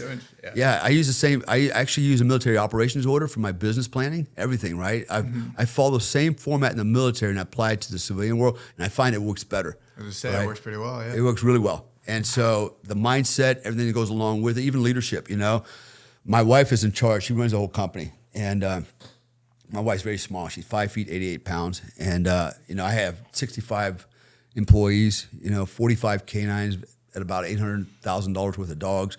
And I, we got it up and running. I said, you're running this thing. You got the license, you're the Indonesian, I'm not. And I said, honestly, I don't want to run the company. I don't want anything to do with it. I like building stuff and then moving on to the next thing. Because I know if I run it, I'll wreck it just because I get bored. I start playing around and experimenting. See what works. Yeah. And it's like, I do that. And so I said, you know what? I said, I'm going to let you run it. This is your baby. It should be your money. This is yours, right? And my wife was pretty proud of that because my wife was a maid. She's been a maid her whole life, right? And until she met me, she didn't even know how to use a computer. I taught her how to use that MacBook Pro. Now she does Excel spreadsheets, Word documents, She's got a 6th grade education on top of that, but she does speak 6 languages to include Cantonese, Mandarin, Old Chinese, of course, English, Bahasa, Sundanese, right? So she's not dumb. She just didn't get the opportunities like, most people, right? You have to pay to go to school over there too, by the way, all school. All school. Elementary school, you got to actually pay to let your kids go to school. Yeah, and you got to buy the uniforms. And imagine doing that at $250 a month because that's the average salary. Okay, that's why a lot of kids don't get to go to school. But anyways, so, taught her how to use a computer. We built this business together. I told her what needed to be done.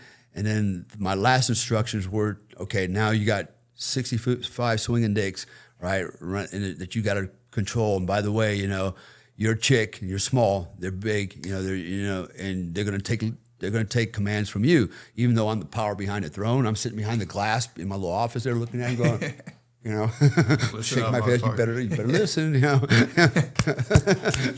and so, and I told her, I said, here's the most important thing you've got to know about this business. I said, when it comes to your employees, I said, first of all, every man gets paid on time, every dollar he's owed. I said, don't ever have a guy come in and go, hey, I didn't get paid yet. I said, every man has to get paid, right? I said, 2, treat the guys with respect in that sense that if a guy makes a mistake, you don't fire him the first time. The first time, you warn him. You give him a counseling station. Hey, man, you made a mistake. Don't do that again. Second time he does it, okay, you know what? I warned you the first time. Second time, there's going to be a fine. I'm going to take some of your money. All right, just your penalty. And as the third time he does it, cut his head off, right? Fire him, right? I said, that's how you manage this thing, right? And when you can do that and other guys see that, they go, yeah, this is a very fair employer, always get paid, never have to worry about my money because that's kind of problematic sometimes over there. And so I said, you keep the morale up and you'll keep the performance up, In fact, what you were highlighting with the Afghans earlier. It's like it's the same thing. Yeah. It's the same thing. Exactly. It's the same thing, right? I've got that experience between the Iraqis, the Afghanis, the Somalis. I've trained a lot of guys, and I've had to manage them. It's always a question of you got to win their hearts and minds, and the way you do it is what's important. What's important to soldiers, even in the military, you never, ever screw with a man's money, and you don't screw with his chow. You make sure he eats, and you don't screw with his family. Those are 3 rules when it comes to soldiers, man. Don't muck with their money. Make sure you feed them good, and do not mess with his family. You can do those 3 things, you'll win a lot of loyalty. And I told her that, and we've been very successful. COVID hit. We took a pretty bad beating, like everybody else. We ended up having to lose 55 of our employees out of 65, you know, and that was a tough thing to do. It's like, we can't afford you. We just can't afford you. Yeah. I tried to carry them out of my own wallet, you know, it's just, I can't, you know, I have 3 homes, 3 families in 3 countries that I literally raise and take care of. I was like, you know, I'm pretty strung out, and now I got to feed, you know, 55 more dudes and their families. You know, I carried them as long as I could. Was happening with you know, COVID, it was bad, you know. And so guys would literally walk away crying, man, because this is the best job I've ever had. In fact, we just got noticed. We just lost a contract, no fault of our own. The other company, the business is having trouble. But so we got noticed in 30 days, we've got to terminate service with them. And so we've got 4 guys that are working for them. And, you know, that means basically we don't have a job for them. And so my wife's pretty good. She's like, well, I can take 2 of them and send them to another venue that we have, you know, and they can work. I can integrate them there. I said, yeah, we got like 6 canines over there. What are we going to do with those? And she came up with a plan real quick. And I go, what about the other 2 guys? She goes, I don't have a choice. I think I got to fire them. And I thought about it. I was like, you know, why don't we keep those 2 guys, and they work at our restaurant, right, our lounge, a bar, and there's just security guys there. And they can have 2 canines there, right? We put canines there. Now we got 2 canine security guards there, right? They're our guys. They keep their job. Yeah, it's a good idea. So they were first when they heard they might get fired, started crying. When she told them that, they were all excited. They go, oh, it's the best job I got. You know? So how you treat your employees matters, you know. You got to be fair, firm, you know, and win their hearts and minds, you know. And and my wife, oh yeah, here's the other thing my wife does. This kind of drives me crazy sometimes, but I get it, you know. Every day at 1:00, one of our teams. So we got different venues, and we have kennels out all the venues, and then we have certain teams that work just that venue, right? Same dogs, same handlers, and we have company vans, blah, blah, blah, blah. And these guys will literally come over to my house at 1:00 every day, and my wife literally has food prepared for them, like she's made them lunch before they go to work. They come over, you know, they hang out by the pool, they're eating food, smoking cigarettes, you know, and off to work they go. Yep. That I was like, that's, you know, I look at my wife, that was her idea. And she'd been doing it for a long time. I was like, okay, that's pretty cool, you know. Kind of sucks for me because we can't go to the gym because we've got to wait to feed those guys, but you know, but that's, you know, that's leadership, you know, and I like to think that, you know, I shared that with her, and we've been pretty effective because of that. So, you know, I've taken my military experience, the things I've learned in the military, you know, how to manage people, how to treat people, and I've kind of how to run a business. All has its origins from my military experience, you know. And here I go to a foreign country, and I'm building businesses there, you know, and they make it very hard too. It's not like it's really easy to do that, no you know. So, but here I am, you know, I've been doing it. So I used to, you know, here's the part that sucks for me, is I used to encourage guys all the time, join the military. You know, it's the best university in the world. I mean, literally. I mean, while I was in the Army, kicking in doors, carrying a rucksack, shooting people in the face, I earned my master's degree. You know, I managed to make it work, you know. Yeah. And guess what? The Army paid for most of it, paid for at least 70% of it, right? 30% came out of my pocket, they paid for 70%. So I got a degree, a master's degree, and then a lot of benefits, right? So because I was in for 20 years, you know, I've got my retirement check. I'm 100% disabled, so I get a pretty lofty check for that, you know. It's a good deal, right? And, you know, and I feel like, you know, it was quid pro quo. I gave something to the military that, you know, when people, if I had to charge the military what I think I was worth, they couldn't afford me, right? Mm-hmm. But I went in for a paltry paycheck, you know, at the time when I went in at $1,500 a month. And I was willing to give my life for $1,500 a month, you know. And so when I got out and retired, I was making $36,000 a year.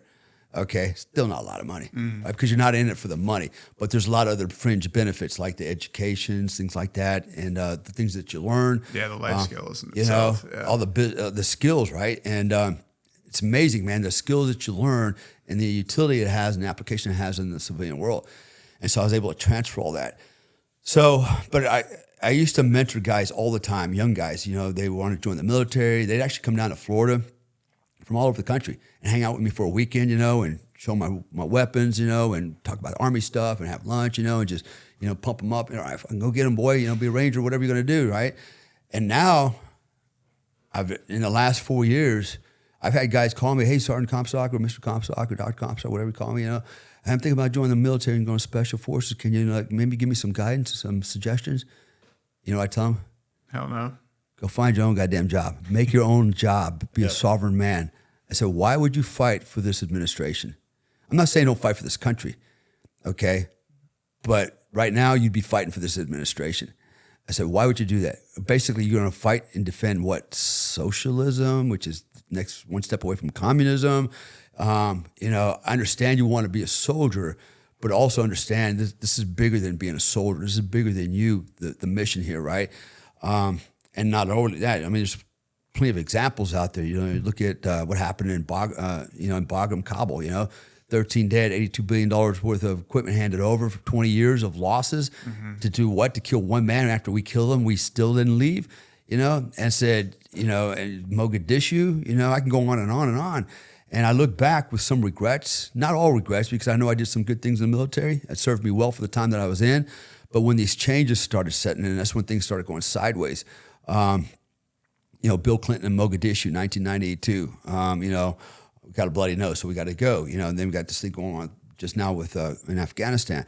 So it makes me question, I was blind like everybody else. I joined the military because, I had that John Wayne attitude, duty, country, God. My dad was in the Army for 20 years. My son's a Green Beret. My sister was in the Navy. My uncles were in the Army, and it just seemed like that's the thing we're supposed to do. We're patriots, And I joined it for that reason. And now I realize, now looking back, I did some good things. The military did some good things for me, but I look at the military today, and it's like I wouldn't fight for this administration. If there was a war broke out in this country, I'd come back here to fight for my friends and my family, and that's it. That's it. If they say, hey, we need you to go to wherever, Ukraine or wherever to fight, it's like, up yours. Ain't doing shit, Anyways, I got a lot of opinions on that, but I recommend now guys don't do it. And I was on InfoWars in 2023, and I said that. And I couldn't believe I said that, but I said it. And it went, and I didn't know it was live either. It was on Twitter. and then I see it on Twitter, and I see all these comments on there, and mostly supportive, right? From vets and civilians. And Twitter, just before Elon Musk took it down, before Elon Musk bought it, they took it down off Twitter, and just kind of whole thing vanished, But I did find it again on the internet, but it's kind of packed away.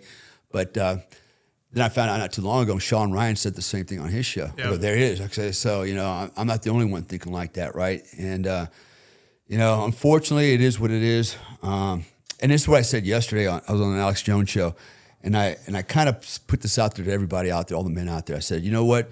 Not everybody can be a soldier. Not everybody wants to be a soldier. And guys that wanted to be a soldier couldn't be a soldier for whatever reason, right?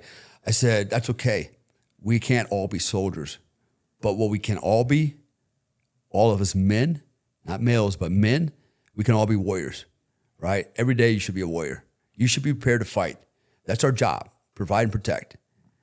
So you're a warrior. You should be a warrior. You don't have to be a soldier, be a warrior, right? And this is the problem with our country. Most guys out there, I use the word males oftentimes to describe dudes because, what is a man? What is a woman? Those dynamics. Yeah. And I have to ask sometimes, what is a man? Because I'm looking at a lot of guys that think they're girls. I look at a lot of so-called males and men. They're acting like wimps and women. They've completely, and the way they defend themselves is like, a real man doesn't have to fight. It's like, dude, no. A real man needs to be prepared to fight. Yeah. You shouldn't fight, I guess, but you should be prepared to fight. And you should actually be prepared to fight for what? Your family and your freedoms. Well, one of the things you're mentioning too, and I think this is really interesting, and at some point too, we're going to jump into, some of the combat operations that you were a part of. And when you compare that to, what we're seeing now, and I think you're highlighting it really well. I've seen Sean say this. I've seen a lot of guys like previous military experience say similar things, is that pretty much everything that we're getting involved in today, it feels like we don't need to be involved, or there's no direct reason, or it seems like there's a multitude of dynamics that are pushing us that direction.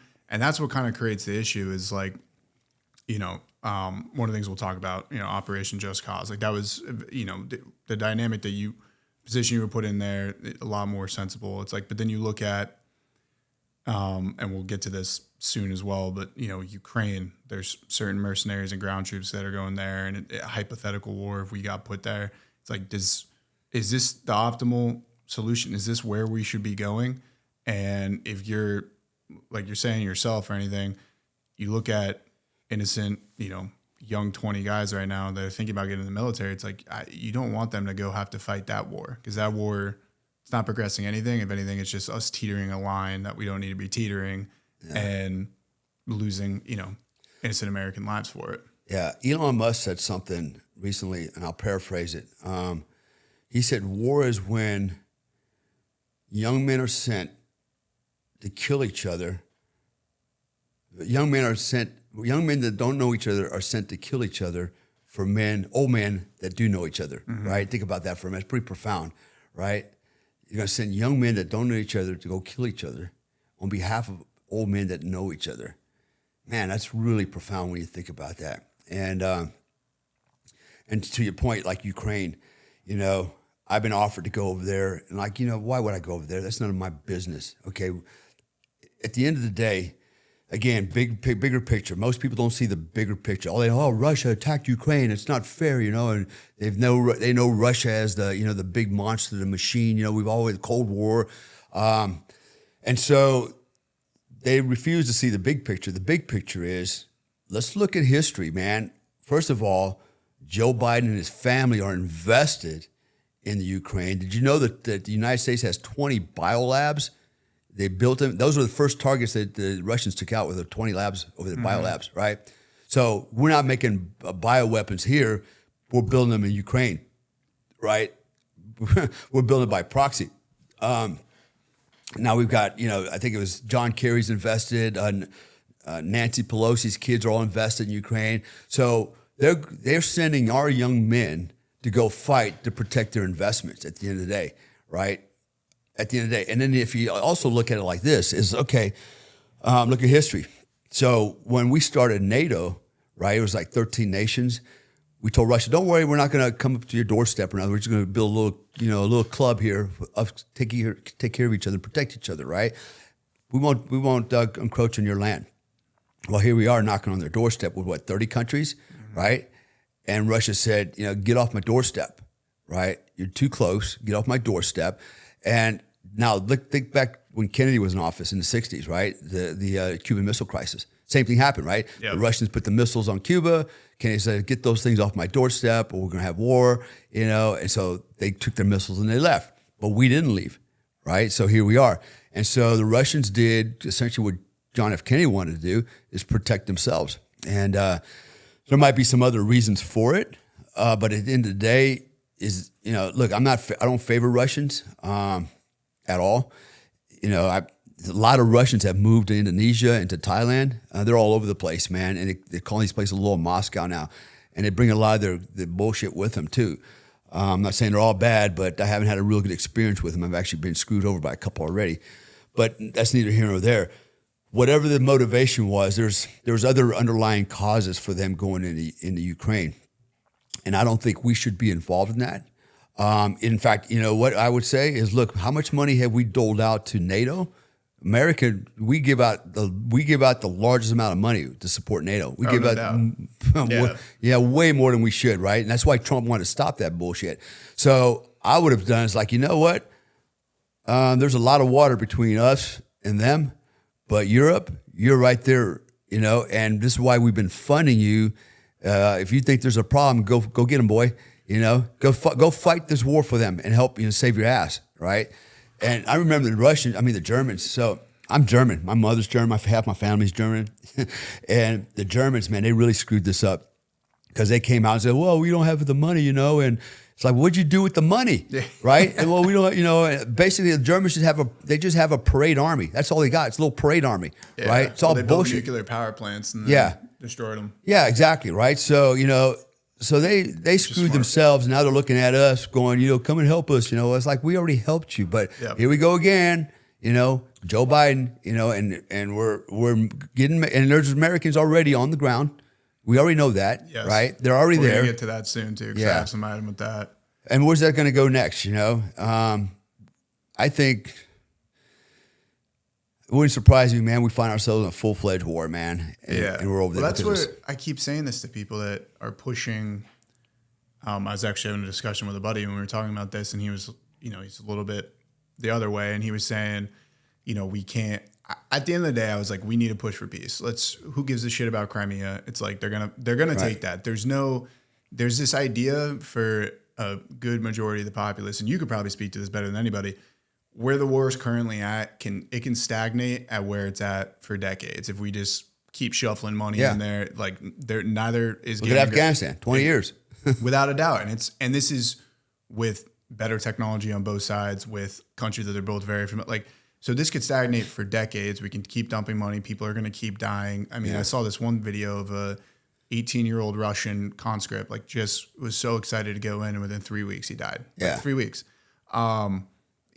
No one should be wanting to see death on either side, but you have these people that are like, we need to keep pushing, and eventually Ukraine can go in and start invading Russia, and they look at Putin as this madman, and Putin's, sure, you can call him crazy in his own dynamic, but at the end of the day, the dude's calculated. And I'm saying is that you don't keep pushing somebody that is in control of the world's majority of the nuclear weapons. You don't keep pushing him into a corner to prove a point. It's, if we play our cards right, Russia can take Crimea. All right, Ukraine, if we have that part of NATO, then NATO gets a slap in the ass of the Europeans, be like, hey, you guys should probably spend money because you realize Russia doesn't play games. While Putin has this little bit of a win, he can walk away from this, and then we can start, slowly working dynamics back there. But instead, it's just, we're playing this tit for tat game, which, like you said, there's no outcome here that if we keep shuffling money in there that, everyone gets to walk away happy. Yeah. Putin's never going to leave saying, we tried. Like, people aren't going to accept that, with how many deaths and everything they had. And so that's the problem I see. It's like people don't want to look at, and this is what we were talking about, at the start. People don't want to look at the world at it from a realistic lens and say, right now is cool. What the fuck happens if we take 10 more steps and we're so far the other direction that, God forbid what happens. It's so, if we made it so, look, you're a politician, at least one of your children has got to be in an active, it's got to be. And by the way, whether they're combat or in arms or not is going to be a draw. Basically, it's going to be a lotto. So your kid might find himself on the front line. Mm-hmm. Your daughter might find herself on the front line. If you do that, I guarantee the politicians go, hey, let's hold on for a second. That doesn't happen. The guys that go out there and shed their blood are guys like us, man. Our kids. And we spill blood so that the rich and the elite and these assholes in politics, benefit. They're lining their pockets off this shit, left and right, and we just keep doing it. And it's not like it's something new. History's replete with this, right? It's how it goes. And just because it's always been that way, does it always have to be this way? I would argue no. And this is what I liked about Trump. When he was in office, there were no wars. The guy actually went out and tried to make peace. We could all get along. I think things were great, And now look where we're at. We're on the brink of war with Iran, Ukraine. You got this thing going on with Israel. Things are getting really crazy, man. No doubt. We're actually in World War III already. Most people don't even understand that because they think it's got to be ballistic and kinetic. But we're in Gen 5 war right now. It's all information warfare. It's a whole different level of warfare. But people are dying, and people will die in the future. And so we should learn how to stop this madness, and we need to hold accountable those at the top that just outright lie, that we just outright, we're literally watching politicians, Kamala Harris, Joe Biden, literally lied to us straight in our face with a straight face. It's like, you're telling a lie, and they expect you to believe it. Yep. Right? That's where we are now, because they, you know what? They know you will believe it. Well, mainstream media will back it up. They know you will believe it, right? Yeah. So they just say it. And they know most people out here that have common sense, we're the minority, right? Or we're just crazy. Or we're just conspiracy theorists, It's insane, but there's a lot of other dynamics to go with this. Psychology and sociology, there's a lot to be said about that as well. 80% of all people, 80%, doesn't matter whether you're on the left or the right, will go along with a mandate or a dictate just so they don't, even though they don't agree with it, they'll go along just so they don't cause any waves. Right? Like I just don't, I won't cause you problems. Okay, well, how many jabs do you want me to take? 10? Okay, give me 15. It's like, that's the human condition, right? Mm-hmm. And sadly, this is where our education system's failing, because if young people were, educated very early on about psychology and sociology, about what it really is, and understand this, you would be better able to evaluate, your decisions and go, am I falling for this mass hypnosis psychosis because everybody else is doing it? Like Hitler, Hitler and Goebbels, man, they said it. You repeat a lie enough times, usually about 7 times, in about 2 months, people will accept it as truth. Yeah, that was their prerogative. They love that. Yeah. And then the other thing is there's a thing called information escalation bias. Then when you come back and go, hey, no, it's a lie, here's the proof, people still won't accept the truth. Mm-hmm. That's amazing.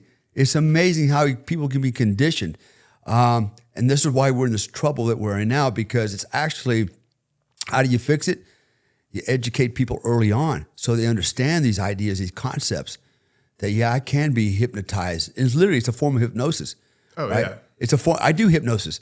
I do this, and I do it. I actually do auto hypnosis on myself. I teach people how to do it to themselves to enhance their performance. It's very simple. It's a matter of just manipulating the subconsciousness. Mm-hmm. The consciousness is nothing more than a filter. It's the analytical side of the brain. So it decides whether or not it's going to accept information. If it accepts that information, it gets programmed into the subconscious. The subconscious controls 95% of your behavior, right? So it's very easy. This is how hypnotists work. What they essentially do is they bypass your consciousness with their conscious thoughts, their words, program your subconsciousness, right? And this is how they manipulate people. It's fascinating, right? But these elitists and these politicians know that. They're master manipulators. They're master manipulators because they understand the human condition. They know what they can do to us. And if more people were aware what's happening, that they're being used like puppets, they might be willing to go, I'm not buying into that yet. They'd be more critical, right? And they do more analysis. But now most people, they trust the news, which is nothing more than a propaganda arm of the politicians, right? And so, there's no way the news could be wrong because it's the news, right? They're supposed to report the truth, and it's a figure of authority. and a politician would never screw us. The government would never screw us because they work for us, right? We picked those guys, and they're representing us, so they wouldn't lie to us. Man, can you be any more naive and gullible than that? They're all making money at the end of the day. It's a perfect system, man. Yeah. Holy cow, and it's sad because what do you do, man? We've gone so far down this failed education system, which was designed to fail. Going back to Rockefeller, he's the guy that said, you know what? He said basically he designed the school system, American education system, so that we create a society of workers, not entrepreneurs, right? Mm-hmm. And everything has been manipulated that way. It's a really interesting way to put it, but yeah. Yeah, it really. And so, everything's mass manipulation. Everything is manipulation. I mean, everything, every day, the food that you eat is all garbage. And it's not just garbage because it's garbage. It's by design. I was talking I was on the other show with Owen yesterday, and we got into talking about foods and biohacking, stuff like that. And, in the last 20 years, the average man's testosterone level is half of what it was 20 years ago. It's half of what his grandfather's was, right? And it's like, how did that happen? There's a reason it happens. It happens for a lot of reasons. Well, 1 is xenoestrogens. 2 is the food that we eat. 3 is a lifestyle. We have a sedentary lifestyle. You don't move your legs, you don't work your body, you don't produce testosterone, right? And is it just a coincidence? I would argue, no, it's not, because we can go all the way back to the Communist Manifesto. We go back to Saul Alinsky's, the playbook for them guys. We're right. We're hitting all the marks, man. Mm-hmm. I mean, exactly. They knew back then, how do you change a society? How you manipulate a society? And we're right in the final throes of it, and we're circling the drain. So there's so much there's so many factors at play here, and it's overwhelming, the amount of information, the things that people would have to understand and learn. It's like they can't keep up.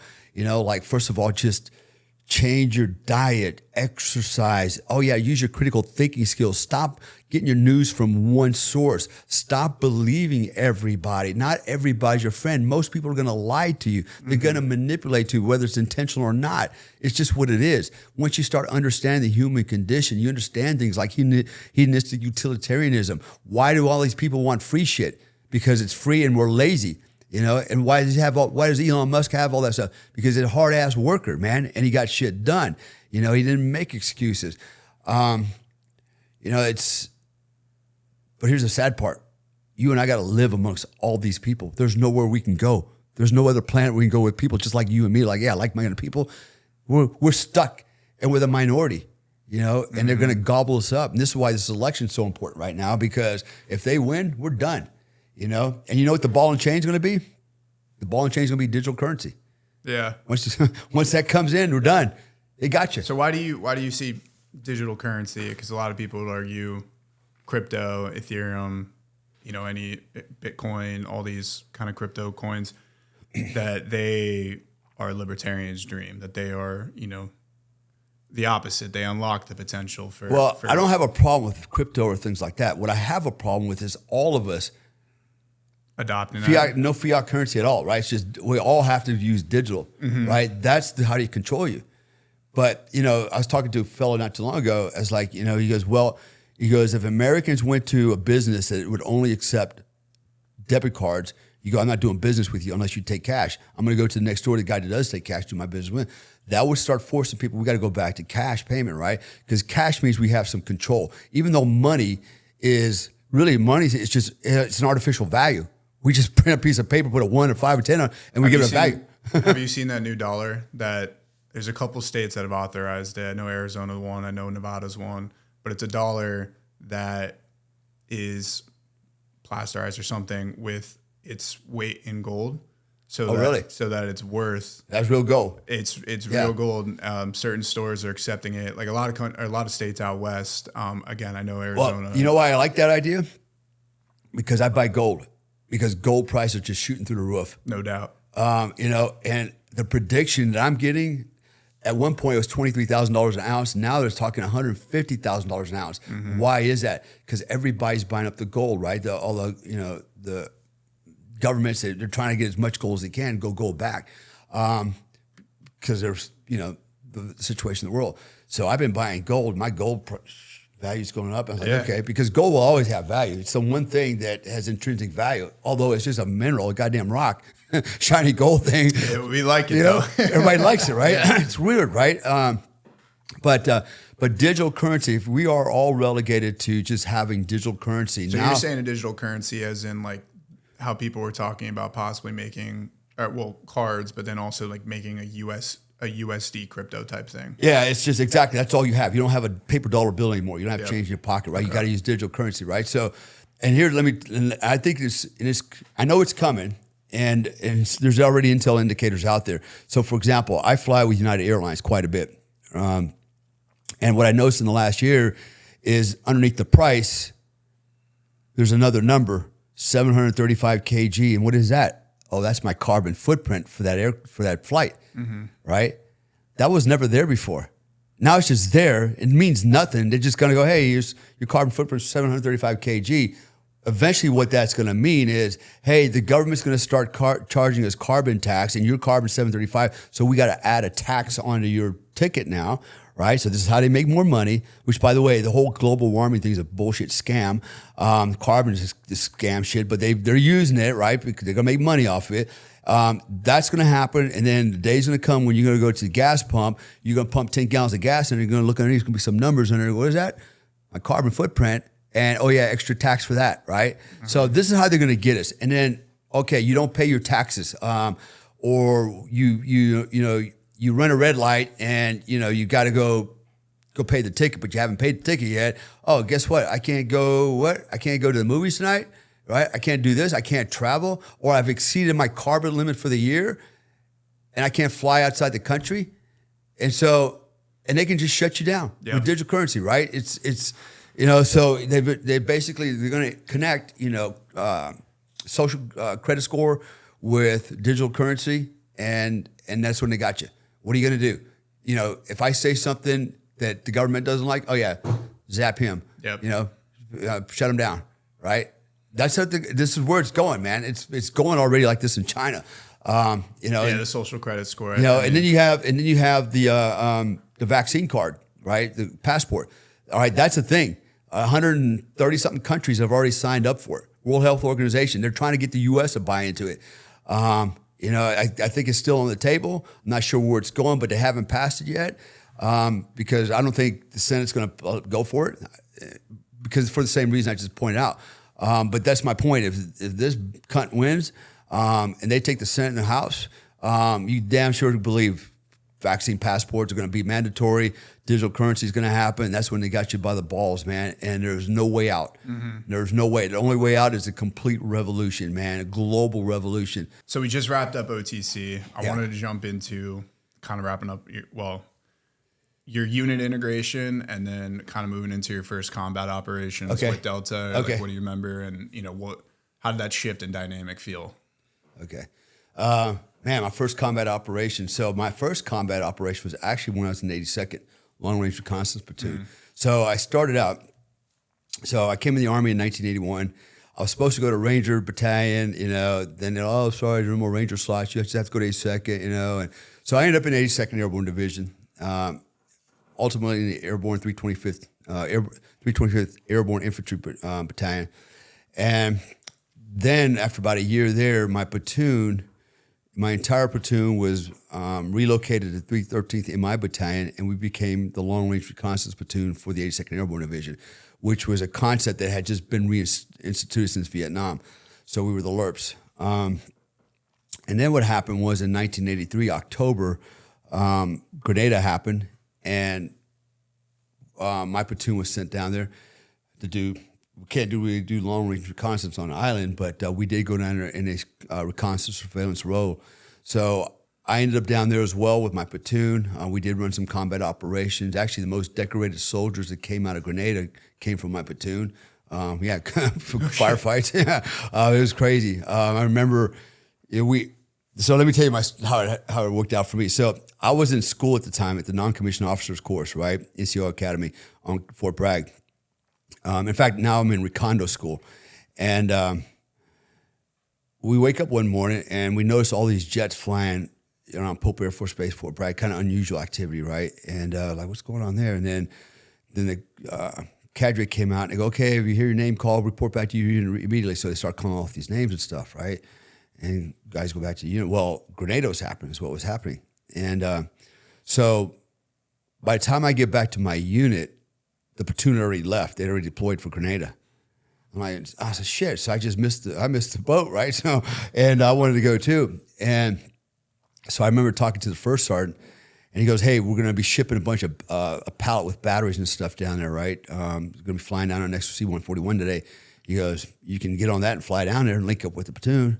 I'm getting. So I did that, right? You're like, fuck yeah, let's get to So fly down there, kind of escorting these batteries, land on Point Salinas, the airstrip, and the planes, they land it and they take off. They don't stay overnight, right? Just too dangerous. So we land, they're unloading all the pallet stuff. I get out. I'm an E4 at the time, Spec 4, and there's nobody waiting for me, right? I'm thinking somebody's going to wait to pick me up, and there's nobody from my unit to pick me up. In fact, they don't even know I'm coming. So I thought they knew I was coming, but they don't. So I'm standing there. It's getting kind of dark. The 141 takes off, and the airfield commanding officer, who's a first lieutenant, it was him and one other guy. And he's like, hey, you can't stay here, right? I said, I don't want to stay here, but nobody's here to pick me up. They should be picking me up. And time goes by, and nothing's happening. I go, hey, you know how to get a hold of my guys, my unit? He goes, I don't know. He goes, but you can't stay here. He kept insisting I have to leave. I go, where am I supposed to go, right? And so I don't know where I'm going, right? And he goes, well, you can't stay here. This makes no freaking sense, right? So finally I realized I got to go. Where am I going to go? So I was like, well, can I have some ammunition? So they did give me ammo, right? I loaded my magazines, my rifle. And I shit you not, man, I walk off into the dark into Grenada, right? Into the forest. By myself, yeah. And I'm like walking around, I'm walking down these dark roads, the jungle, and I don't have no idea where I'm going. I have no clue.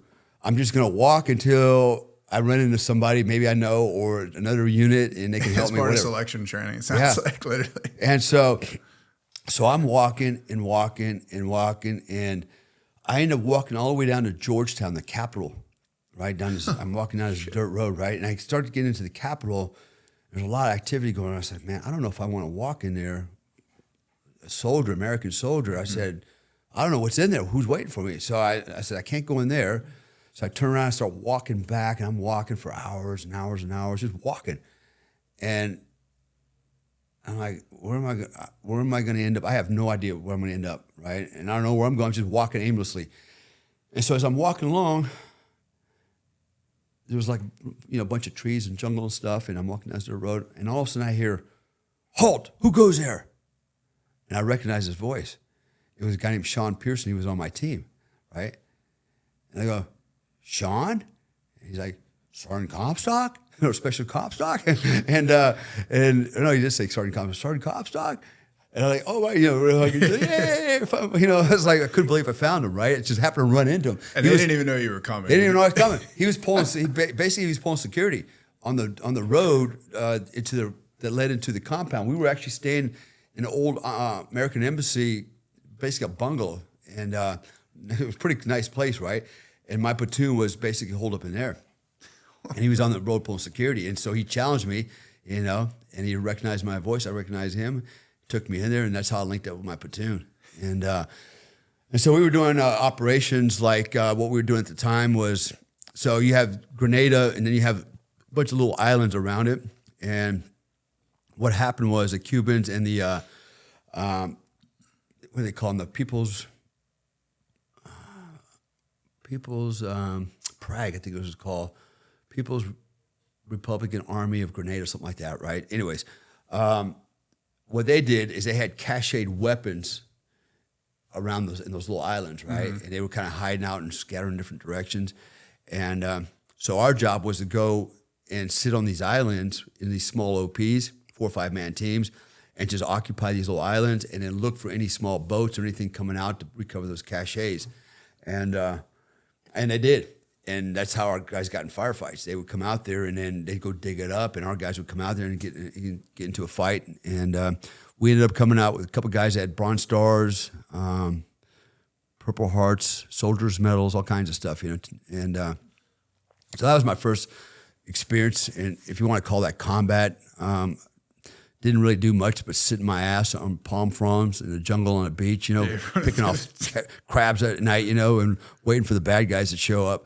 But it was kind of a fun experience. And so technically that would have been my first combat op. But then my first real firefight, like the one that popped my cherry was Modelo Prison. Mm-hmm. And that was when I was in the unit in Panama. And by the way, I just did a docuseries up in New York, and that'll come out first quarter of next year, 2025. And they invited me to come up and speak about that operation from the beginning to the end. In fact, it's called Soft True.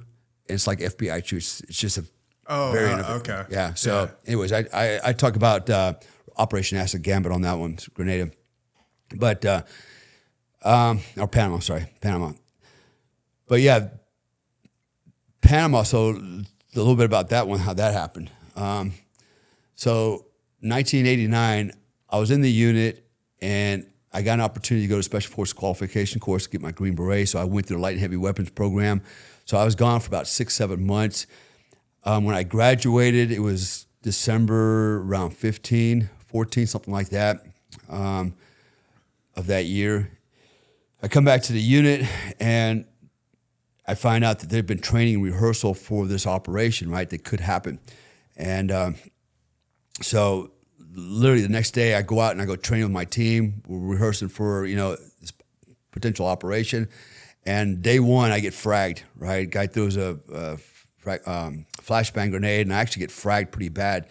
And I end up in the hospital, my crutches and stitches and staples. And so now I'm, offline. And so I'm relegated to staff duty, right? So basically I'm going to be the permanent staff duty officer, until I heal, which could be quite a while. So on December 17th, I'm pulling staff duty, and I get a phone call that night from JSOC, said blue spoons in effect, alert the unit, right on the red phone. So right away, it was my squadron was on alert. I paged them all in. They come running in. The commander, the time Major Harold, General Harold, he just passed away last year. He's my troop commander. He comes in the office. I give him the briefing, say, okay, sir, this is what we got. This, here's the alert. Here's the warning, blah, blah, blah, blah. He goes, this is it. We're going to go down to Panama, and we're going to liberate Panama. We're going to rescue Kurt Muse. He goes, this is it.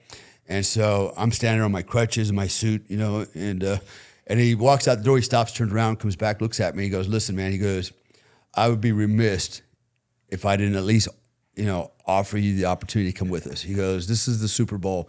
He goes, you're the breacher in the troop, and he goes, I know you got one wheel left, and you're going through a bad divorce. You got things going on right now. And I was going through a shitty divorce. He goes, I at least want to ask you. It took about 2 seconds to think about it.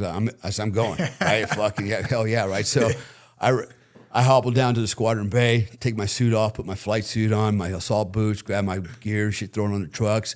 And I'm thinking to myself, the ex can have all my shit. I don't give her. She can have everything. I would just let her have everything as long as I could do this mission, Yep.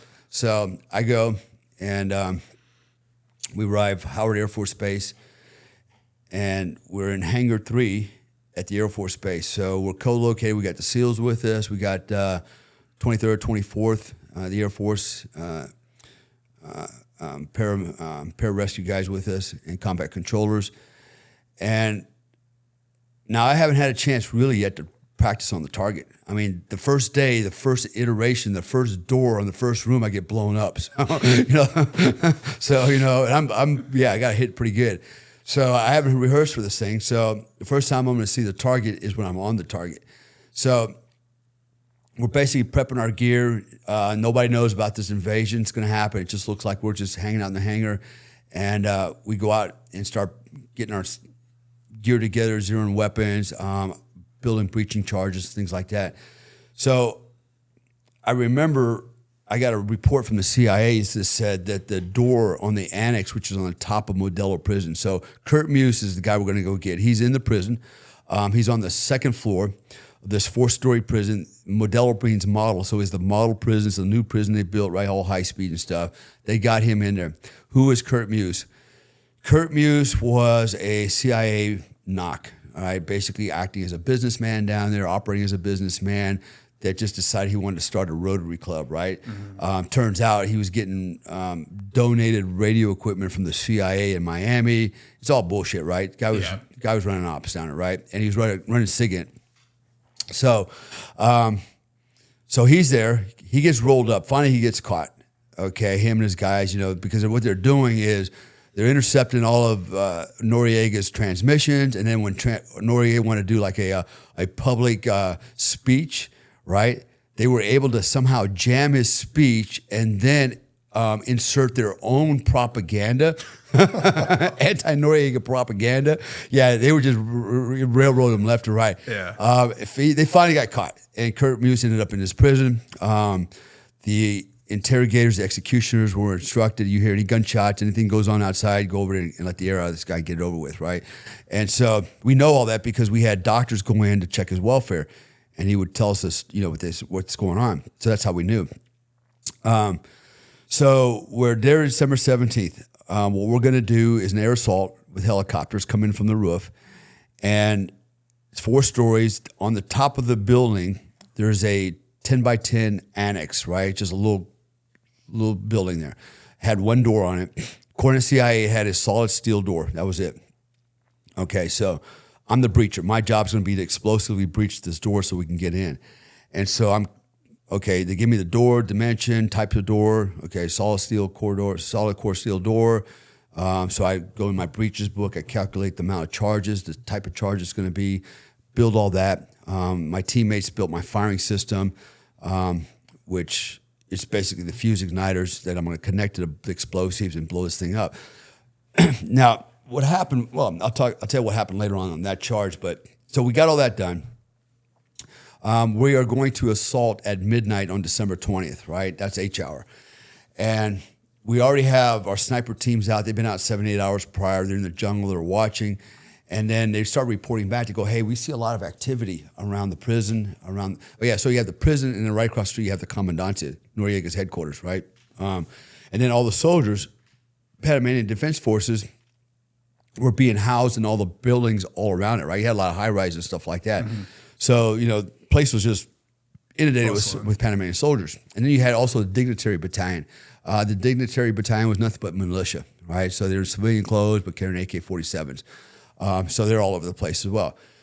So snipers call back, they report back and say, listen, we see a lot of activity. We see them shoring up the corners. We're putting in machine gun positions, 50 calibers, they're just, they're sent in a bunch of soldiers into the prison.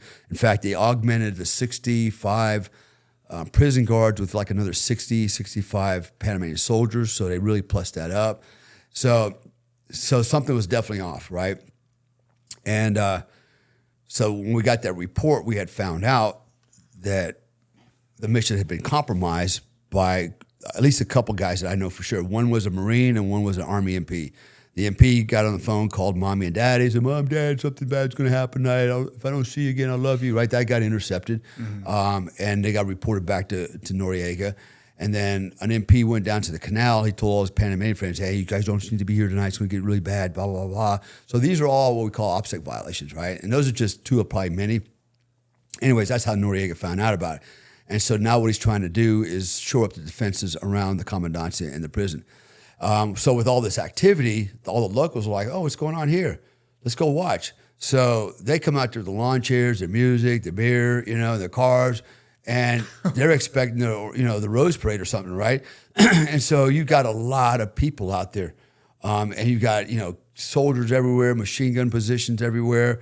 Now it's like, next level operation. So we're like, damn, compromise, what are we going to do? And so the command made the decision, okay, well, we can't cancel it. We can't roll it 24 hours.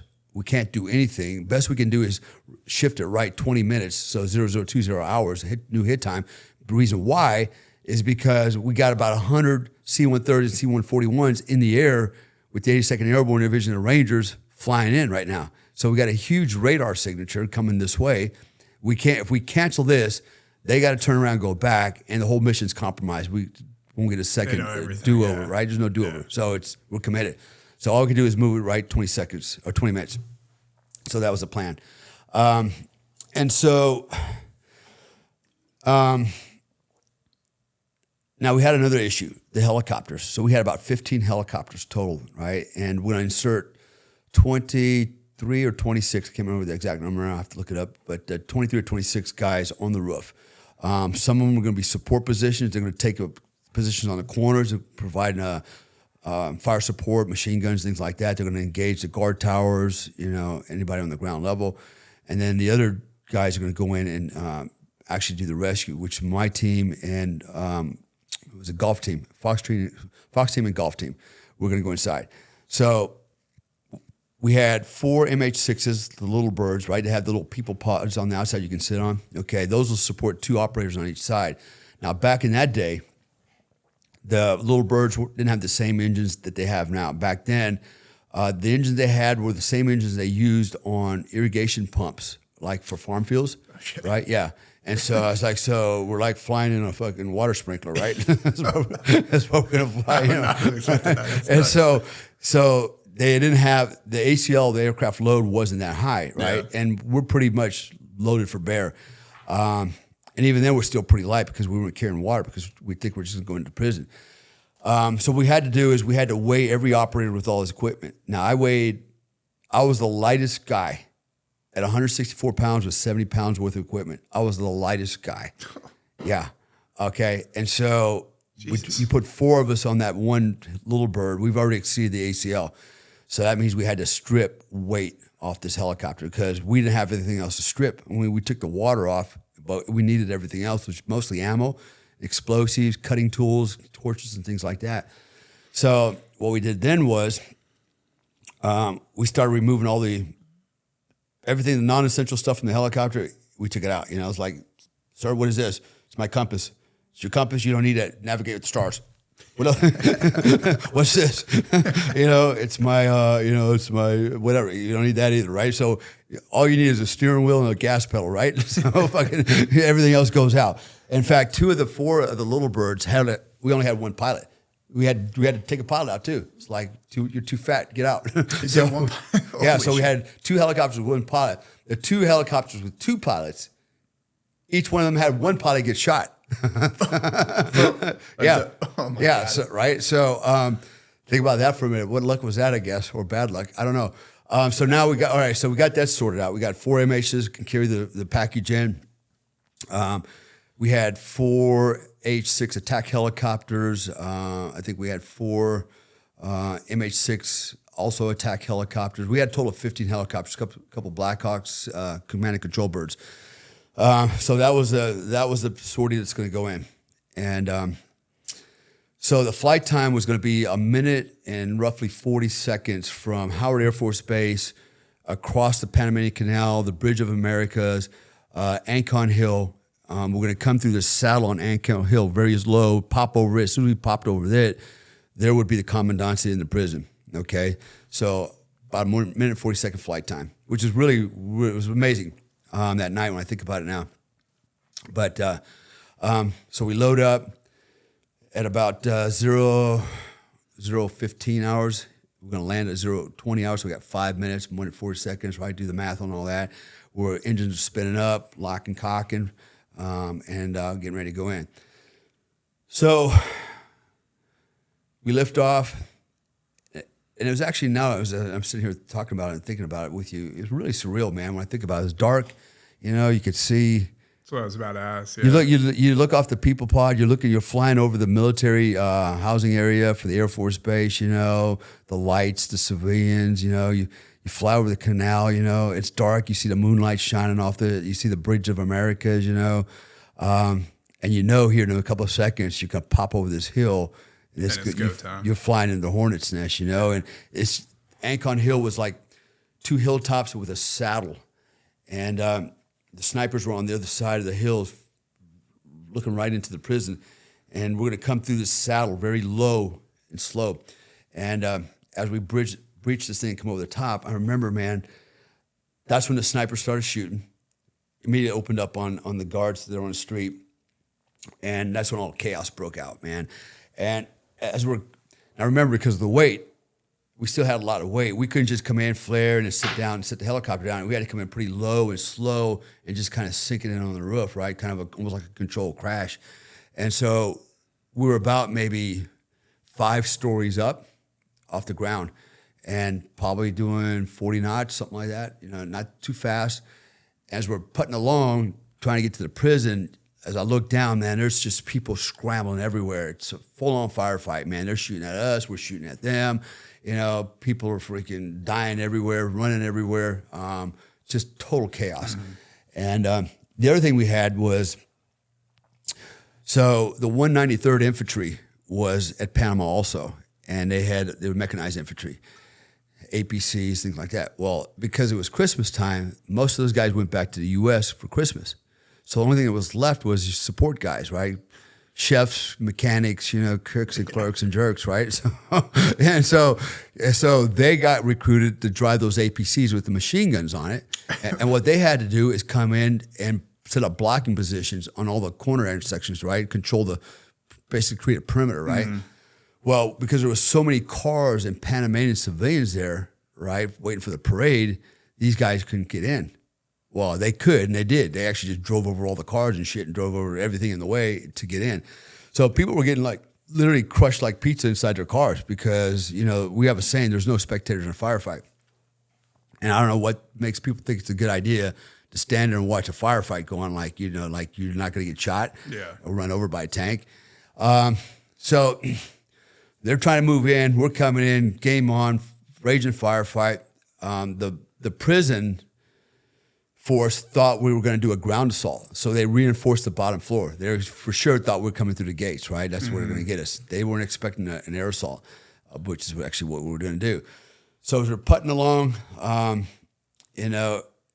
I remember looking down and just seeing people running everywhere. I'm trying to target discriminate. Who's got a gun? Who don't have a gun? Who's shooting at me? Who's not shooting at me? And you're trying to watch the prison as it's coming up. Okay, we're almost there. And it's very hectic. And then we got over the prison, and the helicopter just kind of stopped and started hovering so he could slowly sink it down. Right, and as we're sinking it down, I remember looking off my. I was on the port side of the helicopter, facing outward.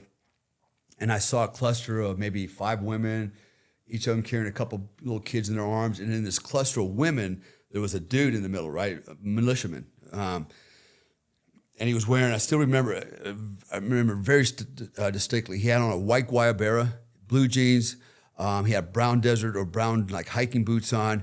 He was about 5'8", about 185 pounds. He had like black hair down about here. He's carrying an AK-40S.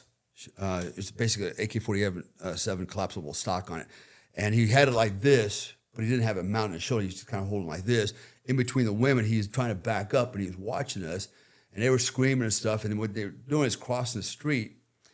And they were probably maybe 30, 40 meters from me, line of sight, And I could have took the shot. But most likely, if I'd have taken the shot, even though if I would have hit him, I would have got a through and through shot, right? It would have went through his head, probably hit one of the kids or one of the women, right? So it was not a good shot. And I had to think, man, you know what? Is an immediate threat. Even though he's got the weapon here, he doesn't have it here. And it looks like he's more intent on getting away. So I deemed him not an immediate threat. But I kept my eye on him. As they moved across the street, I don't know why, how, but my spider senses told me that they're probably going to separate, right? So they went through a cemetery. The cemetery had a wall that was about 4 feet high, and they had like an archway to go in. And they were going to that archway, and some reason, maybe it was just a little lucky guess, but I was hoping that women would go to the left, and he would go to the right, and that's exactly what they did. They went to the left. He button hooked low to the right. He was underneath the wall, and then all of a sudden he pops up with the weapon mounted this time, and I was ready for him. So I started opening up on him. He goes down, and about that time, the helicopter lands. And so I grab my breaching charge, I get off, I run to the front, to the annex, to the door. And when I get to the door, I was surprised because, it was a steel door like the FCIA said, but it was also a jail door 6 inches in front of that. So it's 2 doors, right? And so that makes a big difference because what I put on the door charge I use was what we call a linear door charge, right? So it's on a flat stake that's about 3 inches wide, quarter inch thick, and about 78 inches long. And what I do is on one side I put double-sided sticky tape, right, like carpet tape, so it would stick to the door. Then on the back side would be sheet explosives, right? So I put 2 pounds of C6 on the back, which way overkill, right? And the reason I did that initially when I built the charge, I started thinking, there's not going to be any good guys on the backside of that door, only bad guys. I need to get in. We got to get that door open. So as I'm calculating the strip, I said, I'm just going to add a little bit more of the P factor, P for plenty. So I put some more on it. I was like, I think that'll do it. I basically put together a nuclear weapon is what I did for a door, right? So I'm glad I did because when I got there and I saw this jail door, I knew I had a problem. Yeah. A potential problem. And why? Because now I'm not going to get a lot of surface to charge contact because of those bars, right? So I got a lot of space where that explosive force has got no pressure to build. Yeah. So it's it's going to be, I'm going to lose a lot of pressure, right? But 2 pounds of C6 did the job. Okay, so it still works. So here's what happened. So I placed it on there on the bars. I'm like, well, hopefully it'll do it. I connect the firing system on the bottom that my team had built earlier. I'm not blaming my team for this, but it's all standard stuff that we normally do just to speed process up. They built the firing system. I built the charge, but the charge that what we call was a tail was a little bit too long, right? What is a tail? Basically, it's more dead cord, and you tie it into the bottom of the charge, right? It was too long, is what it was. Physically too long. Wouldn't have normally been a problem. In this case, it turned out to be a problem. So I got it all hooked up. And the other helicopters landing 2 by 2, right? So total 4. So my 2 already left, landed, taken off. The 2 others came in. Guys were falling off the helicopters, going to the corners. They're engaging targets. I'm waiting for the rest of the assault team to line up on this annex. And then I'm waiting for the call from the commander over the radio saying, okay, I have control, stand by, and execute, right? So I'm waiting for the command to breach. So as I'm hanging out there, right, we had a blackout. All the lights went out in the city. We're taking fire from all the high-rise buildings around us now. We're taking from the ground fire. We're taking fire from everywhere. And I'm out there in front of this breaching point, in the open. Yeah, just standing there waiting, going, because Jesus Christ, hurry the hell up. I was like, how long does this take, And so I prepped my firing system, and I made an error. On one hand, I made an error. On the other hand, I didn't. It's a learning lesson, right? And unfortunately, I learned that lesson on the target. We never thought of it before. So I had 2 firing systems. We always dual prime is what we call it, right? Because one, using Marine terminology, 2 is 1, 1 is none. So we always went 2. So, and each firing system has its own cotter pin in it. It's a safety. And you have to pull each one out, right? And then you pull these plungers to light the things to burn. Well, what standard SOP normally was, we would leave the cotter pins in, we would tape the tails of them up together, right, electrical tape, and that way I just had to grab their tail and I could pull both out at one time, and then I put my fingers in the rings and pull the rings. Well, when I pull the safeties out, one of them, because the tape came undone because of the heat and humidity, and only one safety came out, the other one was still in there, but I didn't know that because it was dark, flashes of lights, raging firefight, I got flight gloves on, and I thought I got them both out. Now, that wasn't my mistake. That was just SOP. The mistake I made was rather than grabbing each ring and pulling it by myself, I put my finger through both rings and tried to pull them at the same time. Because I got one safety in it, one of those plungers is not going to come out, right? So I'm pulling. So when I get the command to fire, I'm pulling, like, what is going on here, right? And I'm thinking, I pull the safeties out, I got my fingers in the ring, and I pull the rings, so I started thinking, well, maybe I'm just getting too excited, and maybe it's already burning. And by the way, I had an 8-second fuse igniter on it, 8 seconds, right? And so I'm sitting there thinking, all right, I'm already 4 seconds into this trying to figure out if it's burning or not. And I think I did everything right, so it's probably burning, and I probably need to get the hell out of here. Right? So I get my finger out, and I drop the firing system on the ground, and it gets caught on my boot because it's too long. And so as I run, I pull the charge off the door. And it falls, literally I can see it falling off the door behind me as I'm trying to get around the corner with my team, and lands right in front of the entire assault force, right, on the ground. So I got 2 pounds of C6 laying there, right? And I see it laying there, I turn around, oh shit. And I'm counting 1,000, 2,000, 3,000, 4,000. And by this time, if it's not gonna blow up, it's not blowing up because I've already exceeded 8 seconds. From the time I was on the door, trying to figure this thing out to now 8 seconds. So I run back out there. I grab the charge, taking bullets everywhere. I run back up there, I slam it on the thing again. I say, hey, Comstock, buy the numbers. So I go back through it again, grab each ring and pull one ring, nothing's happening, right? Turn in, pull it, nothing. Grab a second one, I could feel that. I was like, yes, that's what it feels like. So it was like having an orgasm. That's how it's supposed to feel, right? And so I knew I had at least one, right? It's burning now, it's good. And so in my haste, rather than running around the safe side of the building out of fire, I exposed myself to fire on the other side. I was such in a hurry.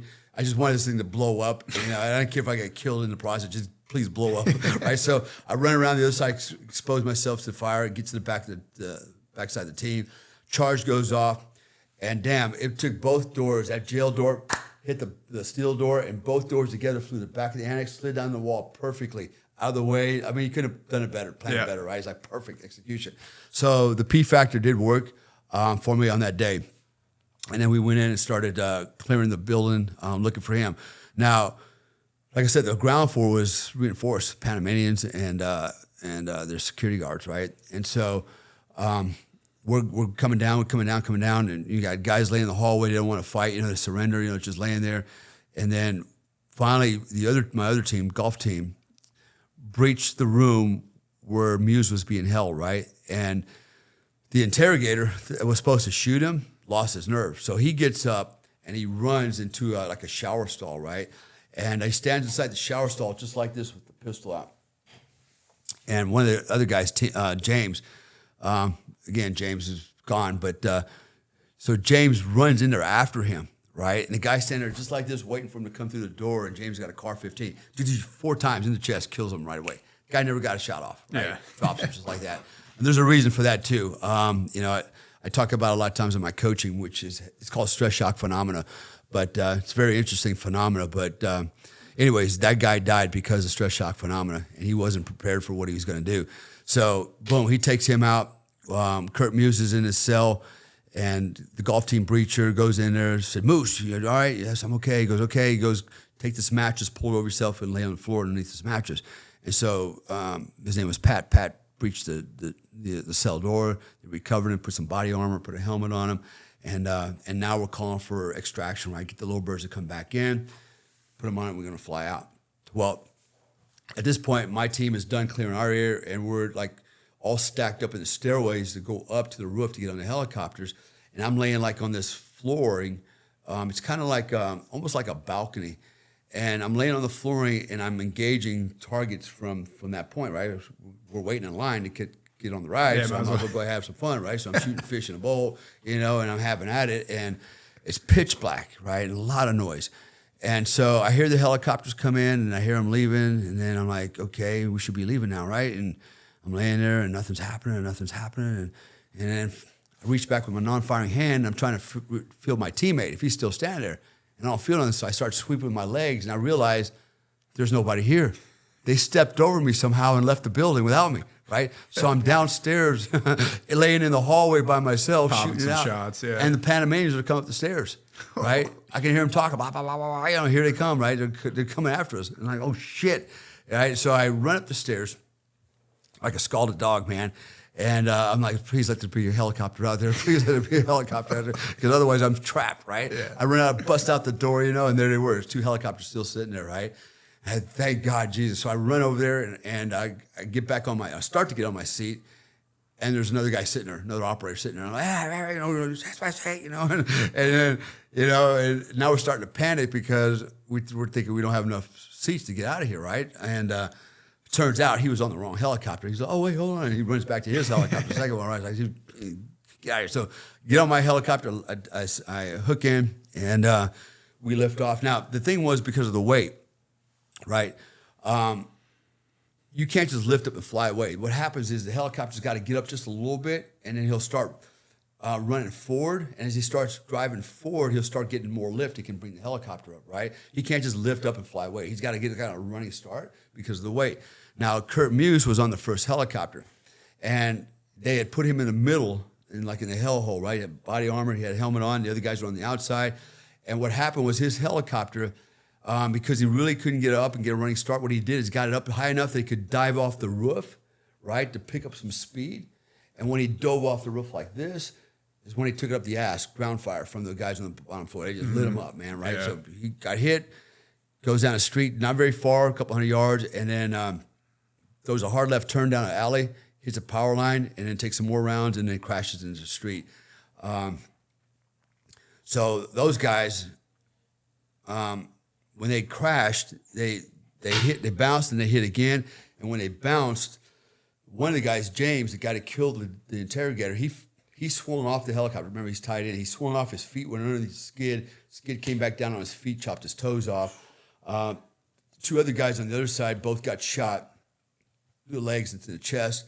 And then when the helicopter crashed, it broke with the strut. Anyways, the helicopter sat sideways. The engine was still running. So everybody was basically, at this point, unconscious.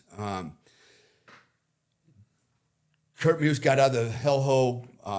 My assistant team leader, Tommy, TC, was laying on the ground.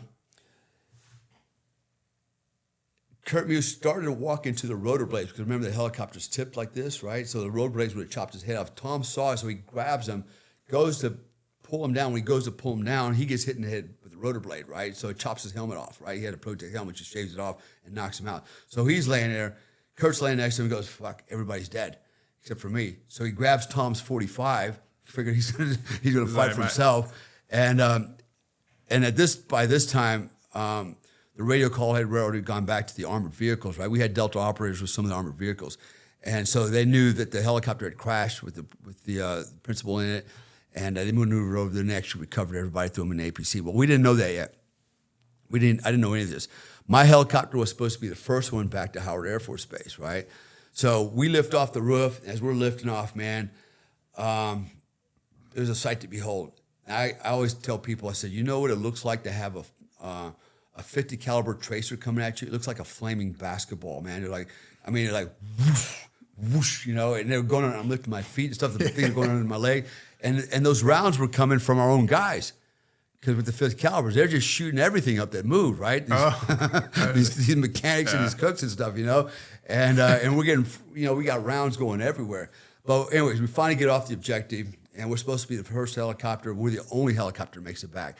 And we land at Howard Air Force Base. They have a J-Mouse set up, which is basically a field medical surgeon, right? And you got all the tents, you got all the doctors, surgeons, everybody standing out there, you know, at the gurneys, and they're waiting for us to show up. They're expecting, you know, some casualty.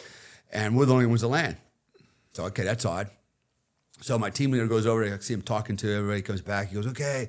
He goes, put a fresh magazine in. We're going to go back in. The principal got shot down, right? And I was like, oh, shit. That's when I really got scared. Mm-hmm. That's when I was like, oh, my God. I just know what we flew out of, and now we're going to fly back into it. I was like, I don't know how we're going to do that. Where are we going to land on top of that, right? So that's the first time the pucker factor went up, because going into it, it was like a training scenario. Because we always trained, like I said earlier, you know, everything was live fire, live ammunition, explosives. Everything that we did was with real bullets, right? And so we even had real role players. We wouldn't shoot real role players, though, but, you know, we had role players. And so flying in was like a training exercise, shooting stuff. The strategy was there. The plan was there. It was so, right? Remember I said getting comfortable with being uncomfortable? Well, I was really comfortable because this is a comfortable situation, even though it would be uncomfortable for anybody else. It was comfortable for us. And so it was very surreal going in, because it didn't seem like it was real, even though, you know, you shoot somebody, fall down, it's like, yeah, just a role player. but, you know, you got ketchup coming out, not whatever he's got, right? But then after we left, and now we're going to go back in, that's when it hit you. Like, whoa, shit, wait a minute. You know, that was how's this going to go? A little different now, right? So we're sitting there, engines are spinning up, we're getting ready to take off again, and then we could see the red, green strobe lights coming in, and the rest of the force is coming back, all the other helicopters. So we started winding down, and that's when we found out what happened, and Kurt Muse had been recovered. So that was that was really my first real firefight. You know, that's when I popped my real cherry. But it was probably one of the, no doubt about it, the greatest experience of my life. You know, it's indescribable when you train and train and train, and for something like this. And here's the thing. We didn't lose anybody. We had nobody killed. We had a lot of guys get wounded. From the helicopter crash, it was just one. Wow. Nobody. Everybody survived. We had another helicopter get shot down into the commandancy. The pilots got out of the helicopter and walked away. You know, we had a lot of guys get shot, but nobody actually died. And the more amazing part about it, it only took us 6 minutes from the time we inserted to leave with Kurt Muse on the helicopter. That whole thing was 6 minutes. 6 minutes, man. Yeah. Shit. The 6 minutes might have been 6 hours, but it was 6 minutes. I would have been like, yeah, it was probably. But that's how fast and smooth it went, you know. And you know, we left a lot of carnage, you know, in our wake, but pretty amazing. Then we went back about 10 days later when it was all over, and we kind of went back like tourists to go look at the prison, you know. And I actually recovered some of my firing system. That's how I know I had a malfunction with the firing system. I actually recovered it, and I think I have it. I have it somewhere, maybe in my storage. I don't know where I put it, but we went back to the tour, took all the pictures and stuff, you know, and kind of cool. But yeah, that was. Then it didn't end there though. So then we had follow-on missions, right? So I remember coming back to the hangar that night, and we're just dog-ass tired, you know. I mean, that's pretty hectic, right? And that whole night was intense. And, you know, we walk in, we're the only ones that has done anything so far. The SEALs, we were co-located with SEAL Team 6, right? And we had the Air Force, some other guys, PJs with us, and they're all sitting on their bunks and stuff, you know. They didn't get to do anything. Yeah, we come in, we're like freaking tired, you know. I literally just fell on my cot with my shit on and fell asleep, you know. And then we got a warning order that there was another prison, and it had also had hostages in it, right? And we were to go back. Actually, this time the SEALs were tasked to go get them out, right? And so they're getting all excited and stuff, you know. They're getting shit on, you know, and stuff, you know. And then the what do you call it? The South SOC commander, he's a general. When he found out SEALs were going, he goes, no. He goes, they're not going. Send Delta in to get those guys too. So we're like, really? So oh shit. So we get do it kicked up. again. They're taking their shit off. We're putting our shit on. It's like, it's okay, boys. That's when the movie SEALs came out, Navy Seals. That's all right. Keep working on your script for Navy Seals. We'll be back. We'll do the heavy lifting. You guys write your book, And we were egging them on quite a bit. But right when we was getting ready to launch, we found out they had been released. So they got away. But after that, we started looking for Noriega. And we would literally live and fly out of a Black Hawk helicopter.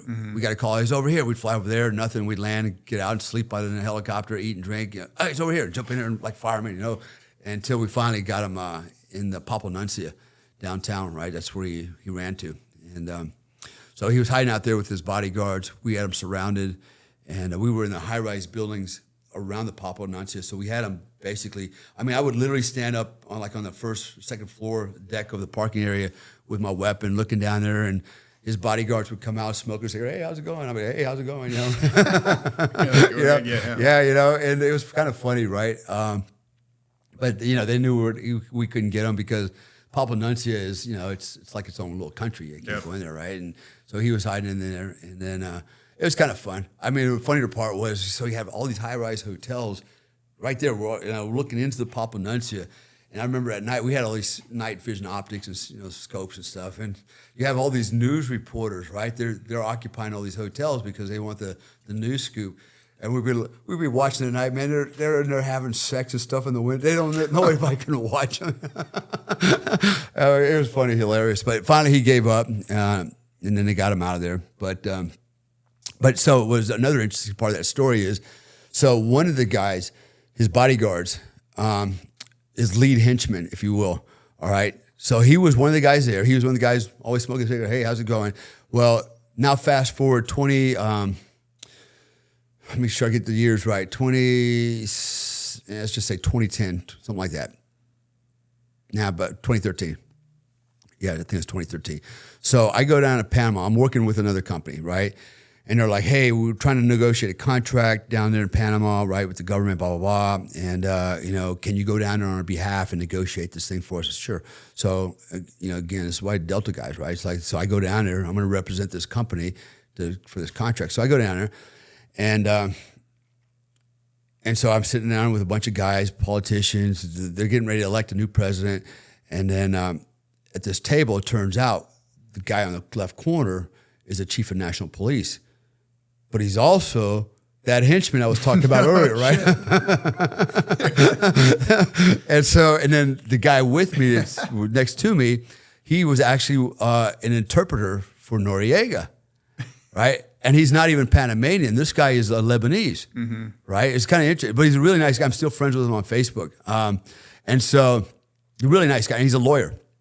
So I'm meeting these really strange cats here, right? And what we're trying to do is get a contract to help them set up a vetting system, because there's a lot of corruption down south, like everywhere, right? We're no exception, but they didn't have a way to vet people that they were going to hire or people that are working for them, right? So what we proposed was, hey, let's come up with a polygraph system, start polygraph testing people, background checks, come up with a classified storage system, right? They didn't have any of that kind of stuff, right? They're like sending classified information over open faxes and stuff like that, right? It's like, storing stuff like that. So we wanted to help them with that program, right? To kind of cut down the corruption and operational security issues they had.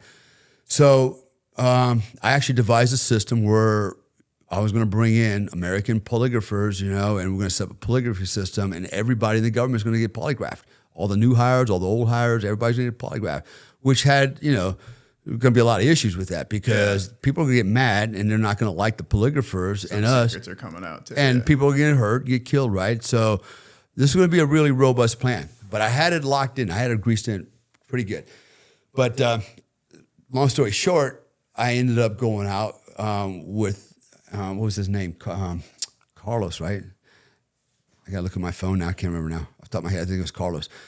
But we'd sit around for lunch, me and him, just laughing and ho-ho, and go, yeah, man, I remember you tried to blow me up because there was one villa that we raided. We thought Noriega might be in there. He was there, and we recovered millions of dollars, right? He had millions of dollars in there. And what he did is he rigged the entire house with explosives. And what they were hoping is when we go in, he'd pull the charge and blow us up in there, right? But he lost his nerve. and never pulled the firing system. He just ran out the back and escaped. And so we got the money, you know, we didn't get blown up. And, but it was him who attempted to kill us, you know. And here I am sitting across the table, we're having lunch, you know, and, you know, talking shit, you know, and just like old buddies, you know. Yeah, how the world works. And it was fun. It was really fun. It was really kind of cool. You know, we were warriors at one time, but, you know, now we're not. And I got to know him pretty well. He gave me his phone number, and it kind of paid off one night because, so I'm downtown in Panama. I go out one night, you know, I hit all the bars and stuff, and I jump in this car with a couple of hookers and some other dude. I don't even know who this dude was. It's just kind of a weird thing, right? Like 5 of us jump in the car, we're going to this other bar. And we're driving along. We got stopped at his checkpoint, Panamanian police, you know, and they're like, oh, this is a problem. You overloaded the car. It's like there's 5 of us in this car. Yeah, you can only have 4, right? And the girl driving it, she was actually an American black girl, and but she's working down the right as a hooker. And she's freaking out, right? Oh my God, because she ain't got no money, right? And I was like, well, how much is it what's this fine cost for? She goes, well, it's $50 a person. I go, well, $250, right? It was bullshit, right? They're just trying to milk us for money. 100%. And I'm in the back seat, and she's freaking out because she don't have that kind of money. You know, nobody wants to give up their money to do this thing, you know, and nobody knows each other, right? We really don't even know. We just all kind of met in a bar for a minute and go, yeah, let's go over here and go party, you know, and it was kind of weird. So I go, wait, I got this. So I open the door, I get out, cops looking at me, go, hey, I said, something's not right here. I said, I'm going to call your boss. And I open up my phone. I got his number under his name and everything. I'm going to ask him if this is okay. If it's okay, I'll pay you the money. Okay, it's cool. Hold on for a second. You know, and he looks at it. He goes, oh, no, it's good. You go. That's what I thought. Yeah, nice. See ya. So we leave. Right? The girl's like, who do you know? I said, you don't know who I know, but anyways, we're good. So I met him, right? And it turns out he is the chief of national police. And then I've heard, and I don't know if this is true or not, but I've heard he kind of went back to his old ways. Start chopping people's heads off and stuff, you know, literally, you know, it is what it is. But don't know if that's down there. Yeah, I don't know if that's true or not, but it wouldn't surprise me, you know. But really kind of strange, man, the whole scenario. But that's kind of how, you know, my little Panama experience went. I haven't been to Panama in a while. I do want to go back though, just because it's kind of a cool place to go. But yeah, it's funny how sometimes you meet up with your adversary, you know. And now you guys are doing, you got like a business. I met another guy.